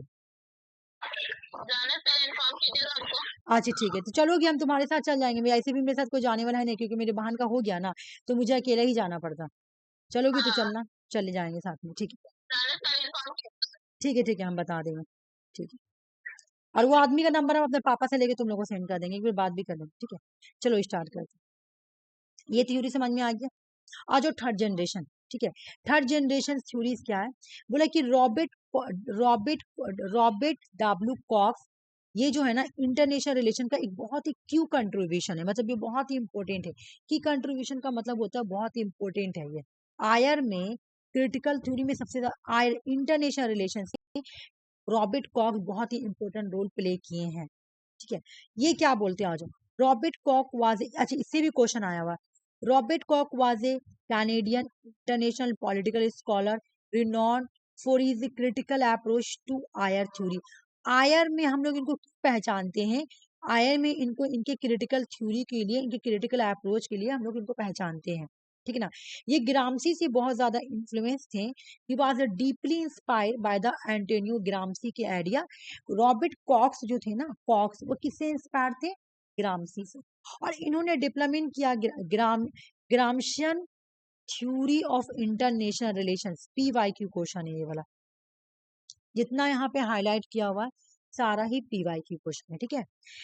बोला कि इससे क्वेश्चन ज्यादा आता है एग्जाम में। ग्रामसी किससे इंस्पायर था, एंटोनियो ग्रामसी से, ठीक है। और एंटोनियो ग्रामसी से इतना इंस्पायर हुआ कि इसने क्या किया है, एक कॉन्सेप्ट को ही डेवलप कर दिया, जिसका नाम था ग्रामशियन थ्योरी ऑफ इंटरनेशनल रिलेशन। इन्होंने बोला imperialism sustained by the consent. बोला इम्पीरियलिज्म तभी सस्टेन रह जा सकता है कंसेंट के थ्रू। अगर जैसे ग्रामसी भी यही बात बोलते थे ना, ग्रामसी क्या बोलते हैं कि अगर तुमको अपने सोसाइटी में, कैपिटलिज्म क्या करता है, कैपिटलिज्म सोसाइटी में अपने रूल्स, अपने जो उनकी जो आइडियोलॉजी है, उनकी कैपिटलिज्म अपने आइडियोलॉजी को मेंटेन करने के लिए किसका सहारा लेता है, तुम्हारा कल्चरल का सहारा लेता है, सिविल सोसाइटी का सहारा लेता है ना। क्यों, जो सिविल सोसाइटी या कल्चर रहते हैं वो लोगों को माइंड को क्या करते हैं, मैनिपुलेट करते हैं कि आप इस आइडियोलॉजी को मानिए, आप ये कीजिए, आप वो कीजिए, है ना। तो लोग उसको ज्यादा मानेंगे। मैं ये स्टोरी भी पढ़ाई कि ग्रामसी क्या बोलता है कि लोग दो तरीके से बात मानते हैं, एक तो हार्ड पावर होता है, एक तो सॉफ्ट पावर होता है। तो हार्ड पावर से तो लोग ज्यादा बात नहीं मानते हैं, लेकिन सॉफ्ट पावर से लोग ज्यादा मान लेते हैं, ठीक है। ग्रामसी ये बात बोल कर गए हैं। तो इसी तरह कैपिटलिज्म ने भी क्या किया था, सॉफ्ट पावर को यूज किया था लोगों से अपनी बात को मनवाने के लिए। तो यहाँ पे चूंकि ये ग्रामसी से इन्फ्लुएंस थे, तो इन्होंने भी एक बात बोला कि इम्पीरियलिज्म तभी सस्टेन रह सकती है जब कंसेंट हो लोगों का, ठीक है। तो ये एक बात हाईलाइटिंग करते हैं कि हेजोमेनी कल्चर जो है ना, रोल ऑफ आइडियोलॉजी और कल्चरल हेजोमेनी, ये बहुत इंपॉर्टेंट रोल प्ले करेगी आपके इम्पीरियलिज्म को सस्टेन रखने के लिए। मान लो सोसाइटी में अगर कोई आइडियोलॉजी है, ठीक है ना, बोले कोई भी किसी भी तरह का आइडियोलॉजी है, और आप अगर चाहते हैं कि वो आइडियोलॉजी सोसाइटी में डोमिनेशन बन जाए, तो वो कैसे बनेगा, वो कैसे बनेगा, वो कैसे हेजोमेनी स्टेटस पाएगा, आप कल्चर के थ्रू करवा सकते हैं। कल्चर कैसे, कल्चर में कौन आ गया, मान लो टीचर, है ना, कल्चर हो गया, आर्ट्स, आर्ट्स मतलब कोई कोई पर्सन कोई चीज में स्किल रखता है ना, कोई आर्ट्स में बहुत माहिर है, कोई राइटर, ठीक है, जिसको तुम लोग किसी ना किसी को फॉलो करती होगी, कोई ना कोई किसी ना किसी का इंस्पायरेशन होता ही है। हर पर्सन का कोई ना कोई इंस्पायरेशन होता है, हर पर्सन के दिल में एक रहता है कि मैं उसका जैसा बनूं। अब वो जो चीज बोलता है हम लोग मान लेते हैं, ठीक है ना। तो अब तुम क्या करोगे, उसी की आइडियोलॉजी को तुम भी फॉलो करेगी। तो यहाँ ग्रामसी भी वही बात बोल रहा है कि अगर आपको इंपीरियलिज्म को सस्टेन रखना है, तो आपको भी कल्चर हेजोमेनी और आइडियोलॉजी को यूज करना पड़ेगा, है ना। तभी लोग कंसेंट से, कंसेंट कब होगा, कंसेंट बोला कि इंपीरियलिज्म को मेंटेन करने के लिए आपको कंसेंट, लोगों की मंजूरी चाहिए। लोगों की मंजूरी कब मिलेगी, जब आपको कल्चर है जो में, जब आपका कल्चरल, ये लोग हेल्प करेंगे, कल्चर हेजुमेनी और आइडियोलॉजी, ये सब हेल्प करेगी कंसेंट के लिए। मैं एक एग्जांपल दे रही हूँ, तुम देखती होगी वोटिंग आता है, वोट, जब वोट होता है तो तुम देखती हो बहुत सारे पॉलिटिशियन क्या करते हैं, हीरो लोग उठा के ले आते हैं, एक्टर्स लोग, ठीक है। क्यों लाते हैं वो लोग एक्टर्स को, क्यों लाते हैं, क्योंकि लोग ज्यादा से ज्यादा एक्टर्स को मानते हैं। अब एक्टर्स जो भी बोलेंगे ना, एक्टर्स जो भी बोलेंगे ना कि हाँ ये बात मान जाओ, तो वो लोग आराम से मान जाएंगे, कि हाँ गलत भी है तो मान जाएंगे। ठीक है ना। तो वही बात बोल रहे हैं कि इंपीरियलिज्म को अगर सस्टेन रखना है तो कंसेंट के थ्रू हो सकता है। ये कंसेंट कौन मेंटेन करेगा? तो हेजोमेनी, कल्चर हेजोमेनी या रोल ऑफ आइडियोलॉजी, ये लोग मेंटेन करके रख सकते हैं। ठीक है। अब यहाँ पे तो कॉक्स क्या करता है? प्रॉब्लम सॉल्विंग थ्योरी और क्रिटिकल थ्योरी में डिफरेंस करता है। अब एग्जाम में ये क्वेश्चन आता है कि कौन ऐसे क्रिटिकल थ्योरी के थिंकर है जो प्रॉब्लम सॉल्विंग थ्योरी और क्रिटिकल थ्योरी में डिफरेंस करते हैं? तो वो है तुम्हारा कॉक। ठीक है। कॉक एक कॉन्सेप्ट इंट्रोड्यूस करते हैं जिसका नाम है हिस्टोरिकल स्ट्रक्चर्स। आयर में एग्जाम में क्वेश्चन आएगा इंटरनेशनल रिलेशन में हिस्टोरिकल स्ट्रक्चर्स को कौन इंट्रोड्यूस किया? आंसर हो जाएगा तुम्हारा कॉक, रॉबर्ट कॉक्स। ठीक है ना, रॉबर्ट कॉक्स। बाकी यार यहाँ पे कुछ नहीं याद करना, बस रेड वाला हाइलाइट जो की वो याद करना। इन्होंने एक टर्म यूज किया था जिस hyper liberal globalizing capitalism refer to critics of dominant from global capitalism. ये जो तुम्हारा हाइपर लिबरल ग्लोबलाइजिंग कैपिटलिज्म है ना, इसका मतलब क्या है कि जो ग्लोबल कैपिटलिज्म है ना वो बहुत ही डोमिनेंट हो गया है, उसको ये क्रिटिसाइज करे, क्योंकि बोले जो ग्लोबल कैपिटलिज्म है ना वो बहुत ही एक्सप्लोटेटिव नेचर का हो गया है, अनस्टेबल हो गया है। तो इनको क्रिटिसाइज करने के लिए इन्होंने ये वाला लिखा था, ये टर्म्स को यूज किया था, हाइपर लिबरल ग्लोबलाइजिंग कैपिटलिज्म। ठीक है। अब ये बस तुम लोग को हाईलाइट याद करना, एग्जाम में क्वेश्चन आएगा हाइपर लिबरल ग्लोबलाइजिंग कैपिटलिज्म किसने दिया? रॉबर्ट कॉक्स ने दिया। ये वाला तुम लोगों को कोटेशन याद करना है, इस कोटेशन का मतलब मैं समझा रही हूँ। ठीक है। ये कोटेशन अच्छा, ये कोटेशन अगर ना भी याद हो तो तुम लोग प्रॉब्लम सॉल्विंग थ्योरी से पहचान जाओगी रॉबर्ट कॉक्स का है, कि मैं अभी यहाँ पे पढ़ाई हूँ कि रॉबर्ट कॉक्स क्या करते हैं? प्रॉब्लम सॉल्विंग थ्योरी और क्रिटिकल थ्योरी में डिफरेंस करते हैं। ये यहाँ पे क्या बोलते हैं? इधर आ जाओ, देखो भाई इसको समझना। ये बोल रहे हैं ना, आ जाओ मैं समझा रही हूँ रॉबर्ट कॉक्स क्या बोल रहे हैं। बोले रॉबर्ट कॉक्स कहाँ गया? टेक्स्ट से world as it find it, बोला वर्ल्ड में ढूंढा जाता है। मैं बता रही हूँ इसका मतलब क्या है। वर्ल्ड में ढूंढा जाता है, ठीक है। The prevailing social and political relations, बोला कि प्रॉब्लम सॉल्विंग थ्योरी क्या करता है? पहले ढूंढता है और उसके बाद वो सोशल और पावर में रिलेशनशिप देखता है, ठीक है। और institution into which they are organise, और सोशल एंड पावर में रिलेशनशिप देखेगा और फिर उस रिलेशनशिप को क्या करेगा? उस रिलेशनशिप को वो एक्सेप्ट भी कर लेता है। Framework for action, framework action के लिए उसको क्या कर लेता है? ऑर्गेनाइज कर देता है। वो सिर्फ देखता है, वो कुछ करता नहीं है। बोला कि problem solving theory take the world, world को लेता है कि मैं ढूंढूंगा, एज इट फाइंड इट, मैं इसको ढूंढूंगा। प्रॉब्लम सॉल्विंग थ्योरी बोलता है मैं ढूंढूंगा, जो प्रॉब्लम है इसको ढूंढूंगा। फिर ये क्या करता है? सोशल एंड पावर में दोनों में रिलेशनशिप करता है, और रिलेशन मतलब दोनों में देखता है क्या रिलेशन में, पावर में और सोशल सोशल में क्या रिलेशन है। And the institution into which they are organise, फिर क्या करेगा? इंस्टीट्यूशंस के अंदर उसे ऑर्गेनाइज करेगा और उसी फ्रेमवर्क को, उसी एक्शन को वो क्या करता है? फिर से दे देता है कि बस यही सही है। ठीक है। सोसाइटी में सोशल एंड पावर में फर्क है ना, ठीक है। सोसाइटी में रिच एंड पुअर में गैप है ना, वही ठीक है। ठीक है। और ये कौन से बुक में देते हैं? ये बुक भी प्रीवियस ईयर क्वेश्चन है। रॉबर्ट कॉक्स, ये वाला खाली प्रॉब्लम सॉल्विंग थ्योरी ऐसे याद कर लेना, अगर पूरा नहीं याद होगा तो, ठीक है। कोटेशन कोई प्रॉब्लम नहीं, खाली प्रॉब्लम सॉल्विंग थ्योरी आएगा एग्जाम में मार देना, ठीक है। अब ये कौन सा बुक में ये कोटेशन देते हैं? तो बुक का नाम है तुम्हारा सोशल फोर्स, बुक पूरा याद करना है। Social force state world order beyond international international relation theory, ठीक है ना। Social forces states world orders beyond international relation theory, ये किसकी बुक है? रॉबर्ट कॉक्स की। और इस बुक में ये कोटेशन बोलते हैं कि प्रॉब्लम सॉल्विंग थ्योरी वर्ल्ड में बोलेगा कि मैं ढूंढूंगा ढूंढूंगा, फिर सोशल एंड पावर में रिलेशनशिप दिखता है और फिर उसी को क्या करता है? फ्रेमवर्क बना के दे देता है कि बस यही वही एक्शन है, बस कुछ करता नहीं। सिर्फ ये बात बोल, रॉबर्ट कॉक्स का बुक अभी मैं ऊपर पढ़ाई ना, वही बुक है ये, एग्जाम में आया हुआ है, प्रीवियस ईयर क्वेश्चन है। Social forces states world orders beyond international relation theory, ये 1981 की है। इनकी एक और बुक है द एनाटॉमी ऑफ इन्फ्लुएंस, 1973 की है। International political economic understanding global disorder, 1983 की है। इंटरनेशनल ऑर्गेनाइजेशन वर्ल्ड पॉलिटिक्स, 1969 की बुक। एंड्रू लिकलेटर, आ जाओ। एंड्रू लिकलेटर का बुक है बस, और कुछ नहीं है। एंड्रू लिकलेटर 2 बुक लिखते हैं। ये किसके थिंकर है? ये थर्ड जनरेशन में आ रहे हैं। ये कौन से जनरेशन में आ रहे हैं? थर्ड जनरेशन में। The transformation of political community, ethical foundation of the post Westphalia. इन्होंने एक बुक लिखा, बोला पॉलिटिकल कम्युनिटी का कब ट्रांसफर हुआ है, वे पोस्ट वेस्टफेलिया। मैं तुम लोग को वेस्टफेलिया आज पढ़ाऊंगी क्या है। वेस्टफेलिया से भी बहुत क्वेश्चन आता है। बोला कि जब वेस्टफेलिया के बाद, वेस्टफेलिया जो ट्रीटी आती है ना, उसके बाद पॉलिटिकल कम्युनिटी का चेंज हुआ। ये बुक लिखते हैं एंड्रू लिंकलेटर, बियॉन्ड रियलिज्म और मार्क्सिज्म। रियलिज्म और मार्क्सिज्म के पीछे से, मतलब ये क्या करती है, मार्क्सिज्म को भी क्रिटिसाइज करती है और रियलिज्म को भी क्रिटिसाइज कर रही है। क्रिटिकल थ्योरी एंड इंटरनेशनल, ये क्या करती है एंड्रू लिंकलेटर, रियलिज्म के बियॉन्ड जाती है। ठीक है, रियलिज्म के बियॉन्ड जाती है। ठीक है, रियलिज्म के बियॉन्ड जाकर और मार्क्सिज्म के बियॉन्ड जाके इन दोनों को ही क्रिटिसाइज करती है। क्रिटिकल थ्योरी और इंटरनेशनल रिलेशन, ये बुकें है। मैं बुक तुम लोग को इसलिए ऐसे पढ़ा रही हूँ ना कि तुम लोग को याद हो। ये दोनों बुक है, ये दोनों बुक है। और ये आया भी है जो रेड वाला है ना, बियॉन्ड रियलिज्म मार्क्सिज्म क्रिटिकल। मतलब कौन सा, ऊपर वाला कि नीचे हाँ वाला? देखो ना, एंड्रू लिंकलेटर का book, the transformation of political community, ethical foundations of the post Westphalia book है। Beyond realism and Marxism critical theory and international relation book है।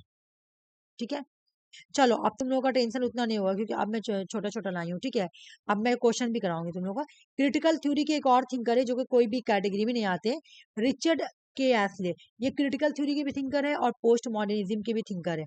ठीक है, याद करो, रिचर्ड के एस्ले ये क्रिटिकल थ्योरी भी और पोस्ट मॉडर्निज्म दोनों के थिंकर है। अच्छा, मैं तुम लोगों को उतना देर से पढ़ा रही हूँ क्रिटिकल थ्योरी, फ्रैंकफर्ट स्कूल। तुम लोगों को पता ना फ्रैंकफर्ट स्कूल कहाँ पे आया था, जर्मनी में आया था। ठीक है, लेकिन आयर में क्रिटिकल थ्योरी को किसने लाया, किस किस पर्सन ने लाया, आयर में क्रिटिकल थ्योरी को किसने लाया, किसने स्टडी किया, इंटरनेशनल रिलेशन में किसने लाया, रॉबर्ट नहीं, वो तो तुम्हारा क्वाइन किए ना वर्ड, मार्क्स और काइमर तो सिर्फ वर्ड क्वाइन किए, लेकिन आयर में कौन इसको पूरा इंटरनेशनल रिलेशंस में कौन स्टडी किया, Robert W Cox, Stephen Gill, Andrew Linklater और रिचर्ड के एस्ले, इन लोगों ने आयर में स्टडी किया। अच्छा, ये ऐसा क्वेश्चन नहीं पूछेगा कि आयर में किसने लाया, मैं खाली इसको एक्स्ट्रा नॉलेज के लिए बता दूं। जो क्वेश्चन पूछेगा मैं उसको हाईलाइट कर दी। मेरे माइंड में भी आया था जब स्टार्टिंग में आप शुरू किए तो कि पूछे, फिर हम बोले बाद में पूछेंगे। अच्छा ठीक, अब आ गई ना समझ में। अच्छा, यहाँ पे और कुछ पढ़ना नहीं, बस खाली वही ये हटा दो उसको, हल ये ग्रामरी एंटोनियो ग्रामसी से बहुत ज्यादा ये था, तो हटा दो इसको। हाँ देखो, ये बुक के बारे में भी मैं बोल रही थी ना, मैं बोली ना कि 2025 में ये क्वेश्चन आई है। बताओ, सबको बताओ। अभी मैं ये वाला बुक करवाई हूँ तुम लोगों को कि ऑथोरिटेरियन पर्सनैलिटी किसकी बुक है। मैं अगले बार भी कराई थी, एग्जाम में क्वेश्चन भी आया। ठीक है, आंसर हो गया ये। अरे अच्छे, कौन नहीं, खाली सुषमा बोली आके, कोई नहीं बोली है। अच्छा, आरसी तो नहीं है क्लास में, बाकी तुम्हारा अंजलि है, आफरीन है, तुम लोग क्यों नहीं बोल रही हो, अभी ना मैं ये वाला कराई हूँ। अच्छा, आफरीन तो ये, आफरीन तो नहीं थी, लेकिन लक्ष्मी तो है ना क्लास में, और अंजलि, तुम लोग बोलो। तो बोलो ऑथोरिटेरियन पर्सनैलिटी किसका तुम हो, तुम बोलोगी मुझे पता, आर कोई नहीं बोल रहा, आर बोलो। तुम्हारा हो, तुम बोलिए, और सिर्फ सुषमा बोलिए ना, लक्ष्मी बोल रही है ना, अंजलि बोल रही है। अच्छा, आफरीन तो लेट में आई है, चलो आफरीन का ये मैं माफ कर रही हूँ, लेकिन आर सब बोलो, कहाँ गए तुम लोग, सो गए क्या, तुम लोग का ही नुकसान होगा। मैं तो सो गए तो उठ जाओ थोड़ा नींद से। यहाँ पे देखो, ऑथोरिटेरियन पर्सनैलिटी बुक किसका है, आज तुम भी तो लेट में आई हो ना, तो लक्ष्मी है ना क्लास में, कि लक्ष्मी सो गई। ये बुक है थेड्रो एडनोरो का। नहीं, तुम लेट में नहीं आई है अंजलि, तुम ठीक टाइम पे आई हो, तुम नहीं बोली लेकिन। चलो इस ये देखो कोटेशन आया हुआ, देखो। और बोलो, कौन कौन बोलेगा। हाँ, अभी बताए, बोलो, तुम लोग को ही याद होगा। हाँ बिल्कुल, पढ़ेंगे रॉबर्ट कॉक्स हो जाएगा। चलो, कल ये वाला कराए थे ना, इसलिए मैं आज क्वेश्चन लाई हूँ, ये वाला दो करो। इसमें से कौन सा सही है मुझे बताओ।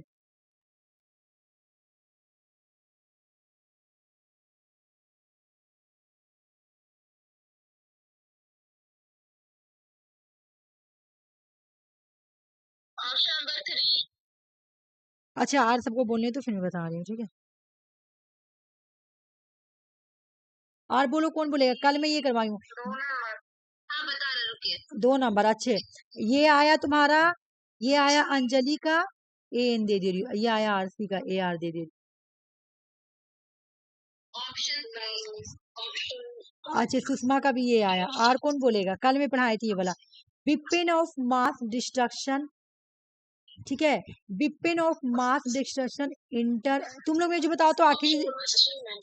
अच्छा जो जो ए और सी मतलब सी नंबर बताया, बोलो वजह बताओ मुझे, तब मैं बताऊंगी, अभी नहीं बताऊंगी। ऑप्शन नंबर डी नहीं होगा क्योंकि 1997 होगा, ठीक है। हाँ हाँ बहुत बहुत अच्छा। ऑप्शन नंबर डी भी नहीं होगा क्योंकि बायोलॉजिकल जो है ये तो वेपन्स ऑफ यहाँ पे नॉट बोल रहा है। हाँ, हाँ वेपन्स ऑफ मास डिस्ट्रक्शन के अंदर ही आता है बायोलॉजिकल वेपन्स, वहाँ नॉट बोला है। ए और सी तो आंसर सही है। ठीक है, समझ में आ गया तुम लोगों को? ये वाला डेट देखो गलत है, कल में पढ़ाई थी केमिकल वेपन एंड कन्वेंशन का इनफोर्स में कब आया था, ठीक है, 1972 में आया था। और इसका डेट बताओ कब आया था? 1979 में तुम्हारा इनफोर्स में आया था। 90 बोल रहे हैं आप? ओ नहीं नहीं सॉरी सॉरी, केमिकल वाला ना, मैं मुझे वो लगा हुआ। 1993 में साइन हुआ था और 1997 में इफेक्ट में आया था। हाँ 1983, ठीक है, 1993। तो ये उस वाले इस वजह से ये गलत हो गया, ठीक है ना। उसके बाद तुम्हारा बोल रहा है कि तो डी हटा दो, डी हटाओ, पहले डी हटाओ तो एक ऑप्शन मेरा खड़ गया, ठीक है। उसके बाद क्या बोला? Chemical weapon convention, weapon of mass destruction में कल पढ़ाई तो बिल्कुल सी है, और सी यहाँ पर भी है, तो ये हटा दो। फिर भी क्या बोला? बायोलॉजिकल वेपन और नॉट इंक्लूड, इंक्लूड है ना, कल में पढ़ाई ना कि weapon of mass destruction, weapon of mass destruction में बायोलॉजिकल आएगा, न्यूक्लियर आएगा, उसके बाद तुम्हारा केमिकल आ जाएगा, ये सब आ जाएगा। और ये नॉट लिखा तो बहुत इजी था, बी हटाना था और ये भी हटाना था, हो जाएगा सर। अच्छा ये वाला बताओ, ये मैं कल पढ़ाई थी। Option number 1, option number 1। अच्छा कल कल हाँ ऑप्शन ये वाला कल जिसे क्लास छूट गया ये वाला देख लेना तुम लोग, बहुत इंपॉर्टेंट है। कल भी मैं इससे रिलेटिव क्वेश्चन करवा रही हूँ, आज भी देखो। ये बोलता है कि रियलिज्म जो मॉर्गन थ्योरी जो है ना, हैंस मॉर्गन थ्योरी, ये 6 प्रिंसिपल देते हैं। तो 6 प्रिंसिपल में ये बोलते हैं कि आयर में इंटरनेशनल रिलेशंस में, ठीक है ना, इंटरनेशनल रिलेशंस में यूनी बोले moral value can not apply, ये बोलते हैं कि इंटरनेशनल रिलेशंस में मोरल वैल्यू को अप्लाई नहीं किया जा सकता है, ठीक है। जबकि यहाँ पे क्या बोला कि politics is govern by, politics को गवर्न किया जाएगा यूनिवर्सल मोरल लॉ के थ्रू। इन्होंने तो पहले ही बोल दिया कि नहीं, हो ही नहीं सकता है। आयर में इंटरनेशनल रिलेशन की बात हो रही है, और ये क्या बोले कि इंटरनेशनल पॉलिटिक्स को गवर्न किया जाएगा यूनिवर्सल वैल्यू के थ्रू, गलत। और हैंस मार्किन का और कैसे है ना, ह्यूमन नेचर के थ्रू गवर्न किया जाता है। इसका रूट देख, ये सही है, ये सही है, ये सही है, ठीक है, बाकी सब गलत। ए सॉरी, ए गलत है, हाँ आंसर सही था। चलो ये वाला करो, देखो फिर आया वो वाला क्वेश्चन, रॉबर्ट कॉक्स का क्वेश्चन। अच्छा रॉबर्ट कोहान अभी मैं तुम लोग को पढ़ाऊंगी, लेकिन फिर भी करो क्वेश्चन। अलेक्जेंडर विनेट करवा दी हूँ ना, दो से करो, 2 से हो जाएगा। आइए मैं अभी करवाऊंगी तुम लोग, ये कर लो जल्दी से, मैं करवाती हूँ। Option number 1। और बोलो कौन क्लास में नहीं है? हाँ जी बोल रहे हैं। अच्छा आफरीन नहीं है। हाँ ऑप्शन 1। लक्ष्मी क्यों नहीं बोल रही? लक्ष्मी नहीं है क्या? अंजलि तुम भी बोलो, अभी तो क्लास की हो ना। रॉबर्ट कॉक्स का कीवर्ड पकड़ो, कहाँ गया? अभी तो बुक बताए थे ना, सोशल फोर्स फॉर्म, हाँ एक और 2, मैं सही कर रही हूँ ना? हाँ, और एंड इसका तो कल पढ़ाई थी इतने बार कि तुम्हारा constructivist idea of social structure. हाँ, तो बन तो गया, एक से ही बन जा रहा है, एक और 2, हाँ एक नंबर सही है। हाँ तुम लोग माइंड लगाओगी ना तो एग्जाम में भी ऐसे तुम लोग क्वेश्चन सॉल्व कर पाओगी, ठीक है। अब ये तो इतना मतलब हल्का क्वेश्चन है, तुम लोग करके बताओ मुझे जल्दी से। हाँ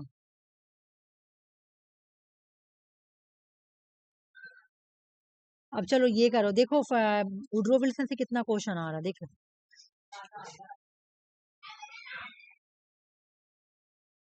14 पॉइंट प्रिंसिपल से क्वेश्चन आया है, देख लो यहाँ पे मैंने नॉट मांग रहा ना, क्या मांग रहा देखो तो, नहीं नहीं नॉट नहीं मांग रहा, सॉरी, कौन सा होगा, करेक्ट मांग रहा, करेक्ट। Option number 3। और बताओ। ऑप्शन 3।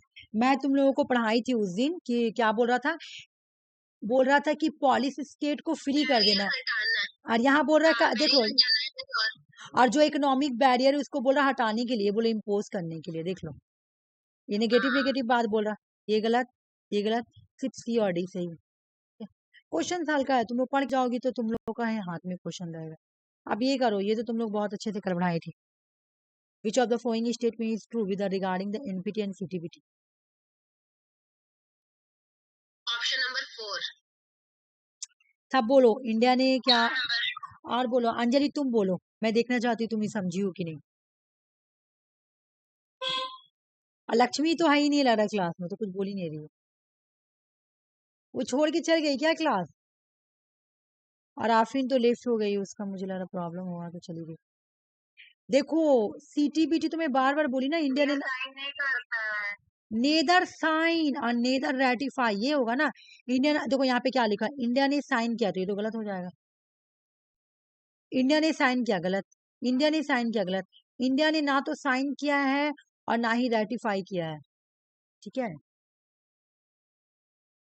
चलो ये वाला पीडीएफ कंप्लीट हो गया, मैं इसको बंद कर रही हूँ प्लीज।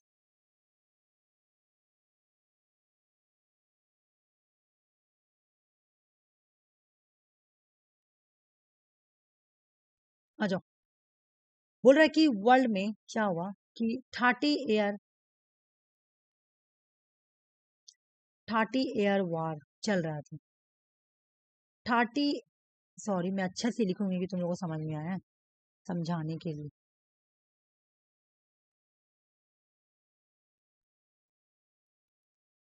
वर्ल्ड में कौन सा वार चल रहा था, वार का नाम है 30 एयर वार, ठीक है, ये वार चल रहा था। ये वार एंड हुआ। जब भी वार कोई एंड होता है तुम देखना कोई ट्रीटी बनता है या कोई ऑर्गेनाइजेशन बनता ही है, ठीक है।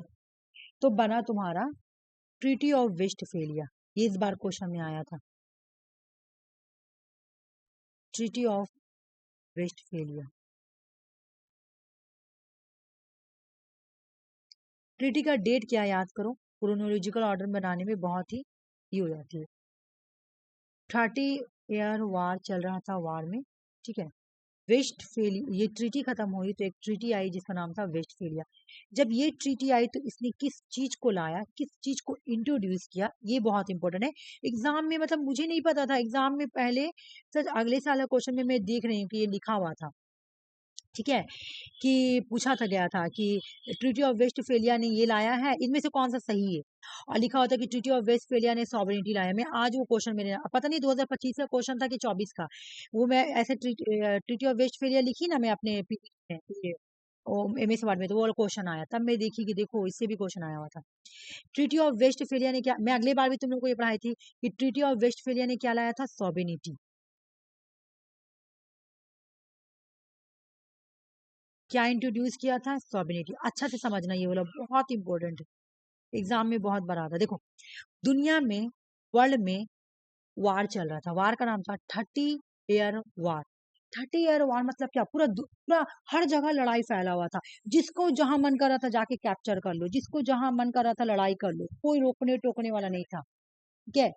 वार खत्म हुआ तुम्हारा, जब वार खत्म हुआ तो सब कंट्री ने बोला कि हम लोग एक ट्रीटी बनाते हैं, और उस ट्रीटी का नाम होगा treaty of Westphalia, treaty of Westphalia, ठीक है। और ये ट्रीटी तुम लोग देखी होगी एग्जाम में कितना बार डेट भी पूछा गया, 6048 याद करो, 6048।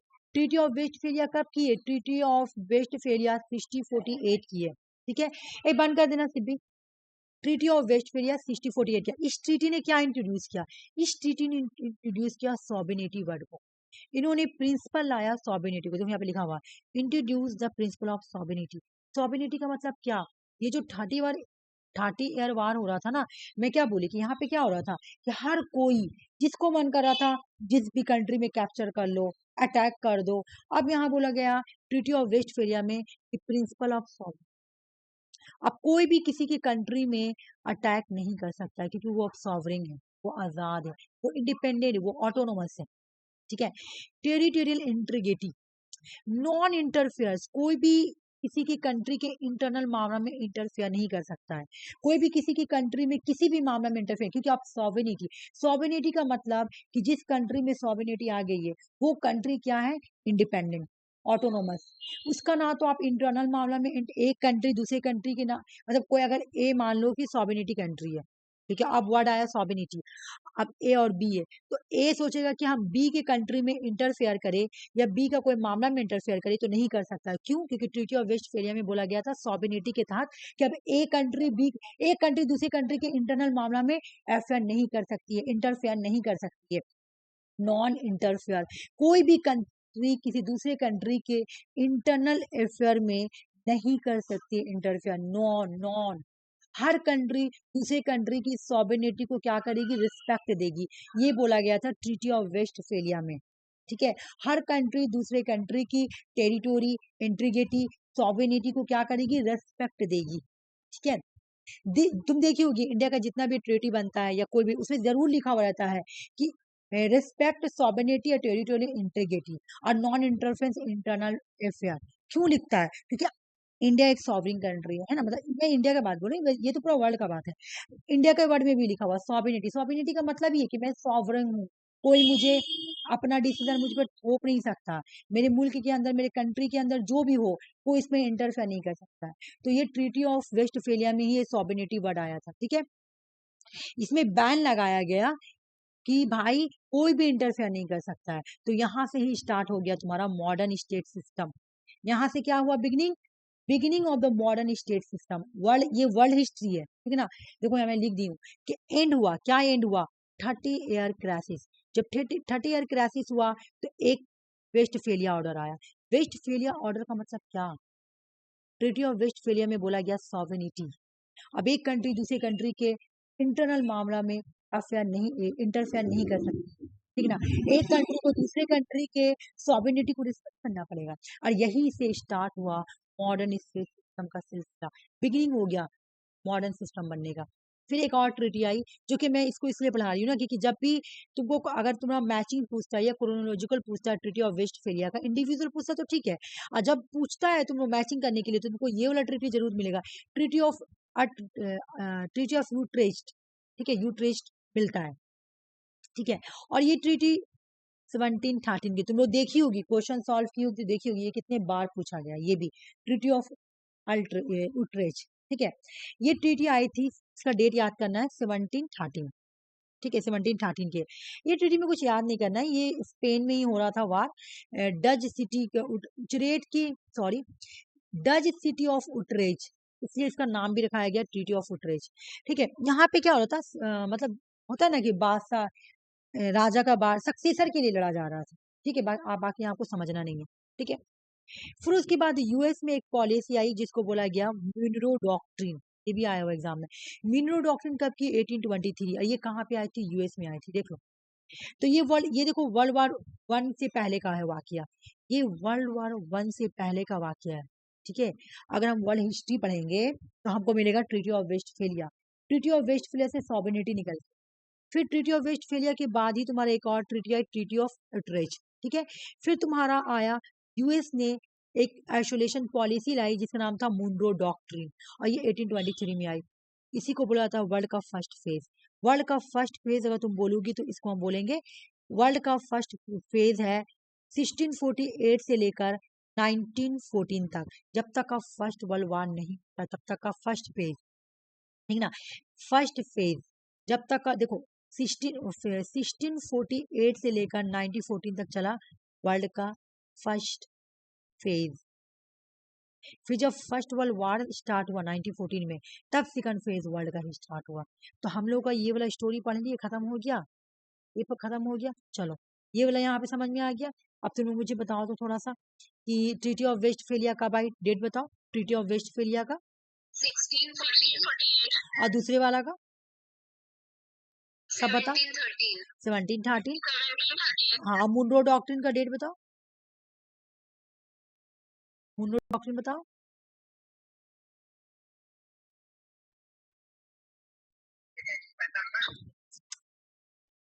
अरे ये ऊपर नीचे हो गया। मुनरो डॉक्ट्रिन 1823, 1823 तो ठीक है 1823 ठीक है ठीक है, आ जाओ। अच्छा ये देखो, मैं ये थोड़ा सा ऊपर नीचे हो गया, ठीक है कोई बात नहीं, ऊपर नीचे भी हो तो मुझे पहले डिफिनेशन बताना पड़ेगा ना। देखो टॉपिक का नाम क्या, थ्योरी ऑफ इंटरनेशनल रिलेशन। तो बोले कि आप तुम्हारा ना, हम लोग ये वाला हिस्ट्री समझ में आ गया ना, अब हम लोग ये पढ़ेंगे, आ जाओ। Theory of international, liberal theory of international relation, आ जाओ। अब हम लोग लिबरलिज्म पढ़ेंगे। आयन में लिबरलिज्म अलग होती है, और जब हम लोग एक और तुम्हारा पॉलिटिकल थ्योरी में जब लिबरलिज्म पढ़ते हैं तो वो डिफरेंट होती है, ठीक है। दो मतलब थोड़ा बहुत मैच खाती है लेकिन बिल्कुल डिफरेंट होती है। आयन में जो liberal theory of international relation होता है वो अलग होता है, कुछ कुछ मैच खाता है। और जो हम लोग पॉलिटिकल थ्योरी में जो लिबरलिज्म पढ़ते हैं, जहाँ पे हम लोग पॉजिटिव लिबरलिज्म, नेगेटिव लिबरलिज्म पढ़ते हैं, वो बिल्कुल डिफरेंट होती है, ठीक है। आ जाओ। अब मैं तुम लोगों का लिबरलिज्म उस दिन पढ़ाई थी कि लिबरलिज्म क्या बोलती है। तो यहाँ पे देखो, liberal theory of international relation या लिबरलिज्म एक पर्सपेक्टिव है आयर की। तो ये क्या इम्फेसिस करती है, कॉपरेशन के बारे में बोलती है वार। देखो भाई, वार से ही तो स्टोरी स्टार्ट हुआ है। आइडियलिज्म क्या बोलता है कि वार होगा ही नहीं, वार को अवॉइड किया जाएगा, है ना। और अच्छा ऐसे लिखना ज्यादा ठीक है, मतलब वार कभी नहीं होगा, नेवर,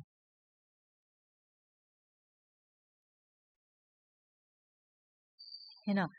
क्यों नहीं होगा? क्योंकि इंसान गुड ह्यूमन नेचर बहुत अच्छा है, वो उसके अंदर मॉरलिटी है ना, ये सब बात बोल रहा। लेकिन ये लिबरलिज्म क्या बोल रहा है, मैं कल इसका डेफिनेशन भी प्लान, वार होगा, वार होगा, ठीक है ना। बट वार को हम लोग, वार को हम लोग रोक सकते हैं, प्रिवेलेंट कर सकते हैं। वार को एक है लिखा क्यों नहीं, वार को हम लोग क्या कर सकते हैं, प्रिवेलेंट कर सकते, प्रिवेंट कर सकते हैं। वार को हम लोग प्रिवेंट कर सकते हैं, ठीक ना। वार को हम लोग प्रिवेंट कर सकते हैं, रोक सकते हैं। कैसे रोक सकते हैं? लिबरलिज्म बोलती है कॉपरेशन करके, बहुत अच्छे से समझना, कैसे कॉपरेशन करके। ए, चाइना और इंडिया, एग्जांपल दे रही हूँ, चाइना इंडिया, ये लोग क्या करती है, आपस में ट्रेड करती है, ट्रेड करती है। इनको पता है अगर हम लोग वार करते हैं, चाइना और इंडिया वार करती है, तो इनका ट्रेड बहुत ही जीरो हो जाएगा, ठीक है, बहुत नुकसान होगा। तो ये लोग आपस में आएगी, बोलेगी सुनो हम लोग ना, कॉन्फ्लिक्ट जो हो रहा ना, कॉन्फ्लिक्ट वार जो हो रहा ना, वार, इसको हम लोग अवॉइड करते हैं, ठीक है, इसको हम लोग अवॉइड करते हैं, अवॉइड करके हम लोग आपस में कॉपरेशन कर लेते हैं। क्यों? अगर हम लोग वार करेंगे ना, तो आपको भी होगा नुकसान, हमको भी होगा, क्योंकि हम लोग क्या करते हैं, एक दूसरे पे डिपेंड है, हम लोग दोनों एक दूसरे पे डिपेंड है, तो हम लोग को वार नहीं करना होगा। दूसरा रीजन है डेमोक्रेसी की वजह से भी नहीं करना है ना। और दूसरा एक और भी रीजन है कि इंटरनेशनल इंस्टीट्यूशन यहाँ पे इंपॉर्टेंट रोल प्ले करती है। आ जाओ, जैसे तुम देखी होगी कि जैसे चाइना और इंडिया एससीओ का मेंबर है, हालांकि इंटरनेशनल ऑर्गेनाइजेशन नहीं है, तो रीजनल ऑर्गेनाइजेशन है। इंटरनेशनल ऑर्गेनाइजेशन यूएनओ हो गया। आ जाओ, यूएनओ का एग्जांपल लेती हूँ। अच्छा रीजनल भी बोल सकती हूँ, ऐसा कोई बात नहीं। तो ये लोग दोनों ऑर्गेनाइजेशन इंपॉर्टेंट रोल प्ले करेगी लोगों कॉन्फ्लिक्ट को अवॉइड करने में, कॉन्फ्लिक्ट को। अच्छा, बैलेंस ऑफ पावर भी मेंटेन करती है ना। हाँ, मैं बैलेंस ऑफ पावर को हटा दी हूँ, क्योंकि बैलेंस ऑफ पावर तुम्हारा है भी नहीं, और वो पढ़ने से ना फिर कॉन्फ्यूजिंग हो जाता है तुम लोगों का, एक बात। और दूसरी बात क्या है कि वो तुम्हारा टॉपिक में है भी नहीं, बैलेंस ऑफ पावर। बैलेंस देखो, स्टोरी क्या है कि मैं बता रही हूँ, जैसे कि क्या होता है कि बैलेंस मेंटेन है, ए और बी सी डी के बाद बैलेंस मेंटेन, जैसे P5 के पास बैलेंस, P5 कंट्री के पास आयर में बैलेंस जो है तुम्हारा मेंटेन है, क्योंकि तुमको अगर आयर में तुम पावर देखोगे तो इन 5 के पास पावर है और पावर मेंटेन है। लेकिन जहां से तुम्हारा पावर थोड़ा किसी के पास ज्यादा हुआ, बैलेंस बिगड़ेगा, बैलेंस बिगड़ता है तो वार होता है, ऐसे बोला जाता है। मैं पढ़ाऊंगी बैलेंस ऑफ पावर, लेकिन कब? जब मैं इंपॉर्टेंट टॉपिक करवा दूंगी तब। अभी मैं सिर्फ एग्जाम का पॉइंट ऑफ व्यू से लाई जो एग्जाम में ज्यादा आता है, ठीक है ना। जैसे कि लिबरलिज्म आया, जैसे क्वेश्चन देखी होगी एग्जाम में कितना आता है। और मैं ये बात ऑब्जर्व की हूँ कि बैलेंस ऑफ पावर से अभी नहीं आता था, पहले आता तो अभी इतना इतना मतलब क्वेश्चन नहीं आता जितना इन सब वो चीज से आती है। जैसे रियलिज्म का क्वेश्चन तो भरा पड़ा मिलेगा तुमको, न्यू रियलिज्म का क्वेश्चन भरा पड़ा मिलेगा, क्रिटिकल थ्योरी का क्वेश्चन तुमको बहुत मिलेगा, लिबरलिज्म का भी क्वेश्चन तुमको मिलता है। और बैलेंस ऑफ पावर का अगर तुम क्वेश्चन खोजोगे तो तुमको नहीं मिलेगा। एक दो मिला भी तो बहुत पहले वाला क्वेश्चन में मिलता है, न्यू वाला में नहीं मिलेगा। इस वजह से मैं उसको अभी थोड़ा अवॉइड की हूँ।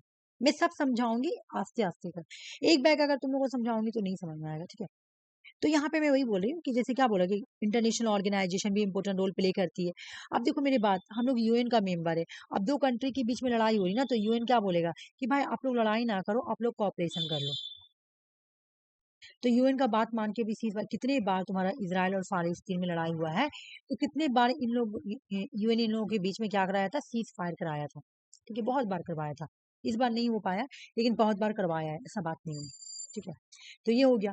तो आओ हम एक बार फीचर पढ़ते हैं। बाकी इसका जो थिंकर जो याद करने वाला वो तो मैं करवाऊंगी। एक ही बात आ रहा, तुम लोग को तो याद कर लोगी, पहला दिन से मैं बढ़ा रही हूँ कि लिबरलिज्म कॉपरेशन के बारे में बात कर रहा, इंटरडिपेंडेंसी के बारे में बात कर रहा, डेमोक्रेसी, इंटरनेशनल रोल, इंस्टीट्यूशंस के बारे में बात कर रहा। एक मिनट, इसको मुझे इरेज करने दो, उसके बाद में बता रही हूँ। नहीं होगा इरेज।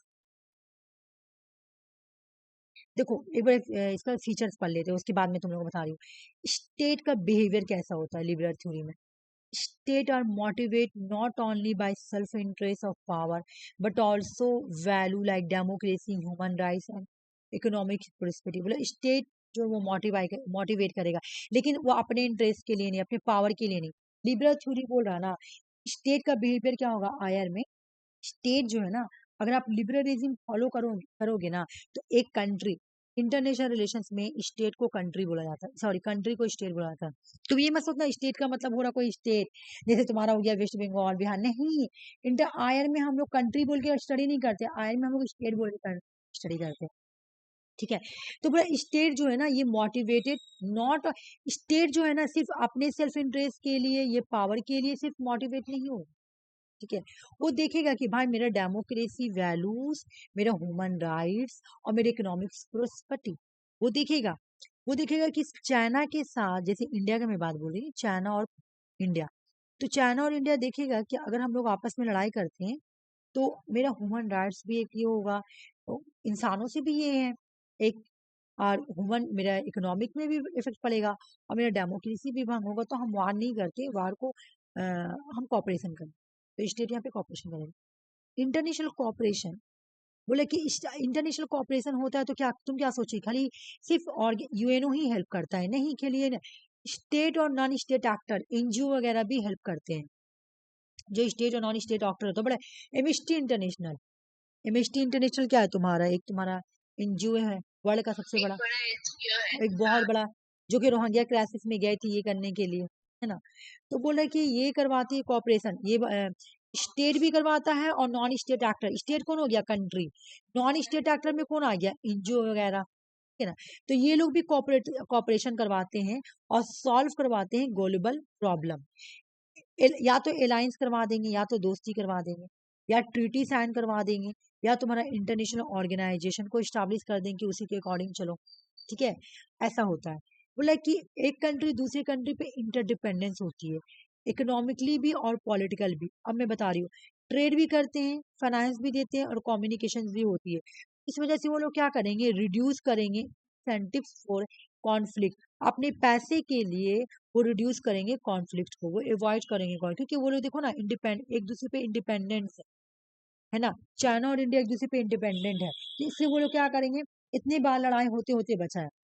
गलवान वैल्यू तो छोटा मोटा हुआ था, है ना, होता होते बच जाता है। क्यों? क्योंकि इंडिया चाइना के साथ, चाइना इंडिया के साथ ट्रेड करती है।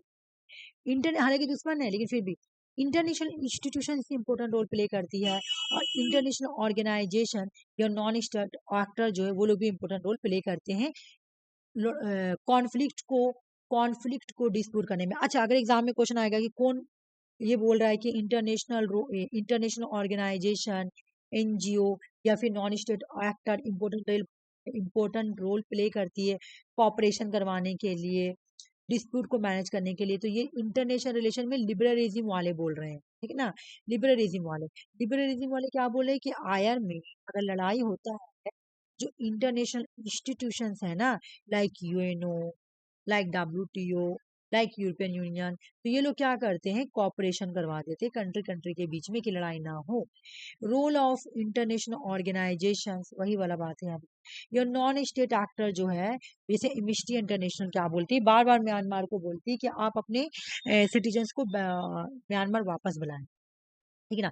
तो वो सोचती है कि मतलब बिल्कुल कॉपरेशन से वो प्रॉब्लम सॉल्व हो जाए। तो एमिनिस्ट्री इंटरनेशनल भी क्या करती है, अगर किसी दो कंट्री के बीच में लड़ाई होती है तो वो भी कोशिश करती है कि जो जिस कंट्री के बीच में डिस्प्यूटेड हो रहा है, लड़ाई हो रहा, तो उसके बीच में कॉपरेशन करवा दे, ठीक है। तो सिर्फ इंटरनेशनल ऑर्गेनाइजेशन या स्टेट ही इंपॉर्टेंट रोल प्ले नहीं करती, बल्कि non state actor, international organisation या इंटरनेशनल इंस्टीट्यूशन, ये लोग सारे लोग इंपॉर्टेंट रोल प्ले करते हैं पीस को इंस्पायर करने के लिए। किसके थ्रू, कॉपरेशन के थ्रू, है ना। डेमोक्रेसी पीस थ्योरी के लिए, क्योंकि डेमोक्रेटिक पीस थ्योरी क्या बोलती है, rarely go to war with one another due to the share norms institution peaceful conflict resolution mechanism. बोला डेमोक्रेसी जो है वो थोड़ी, डेमोक्रेसी ये नहीं बोलती कि तुम जाके वार करो, है ना। वो तो नॉर्म्स इंस्टीट्यूशंस इन सब पीस वगैरह के बारे में बोलेगी। तो इस वजह से डेमोक्रेसी पीस थ्योरी में यही बात बोलती है कि भाई आप वार ना करो, बल्कि आप वार को अवॉइड करो, ठीक है ना। ये लिबरलिज्म वाले बोल रहे हैं। लिबरलिज्म वाले बोल रहे हैं कि म्यूचुअल बेनिफिट और कॉपरेशन करना ही फायदा है। इट एम्फेसिस, मतलब ये लिबरलिज्म एम्फेसिस करिए कि स्टेट जो है ना, स्टेट को बेटर चाहिए।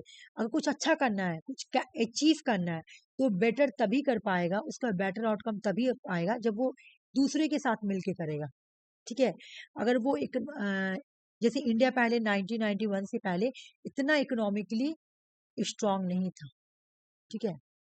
इंडिया 1991 के बाद क्यों इकोनॉमिक स्ट्रांग हुआ, क्योंकि इंडिया का इकोनॉमिक 1991 के बाद ही तुम्हारा ओपन हुई है।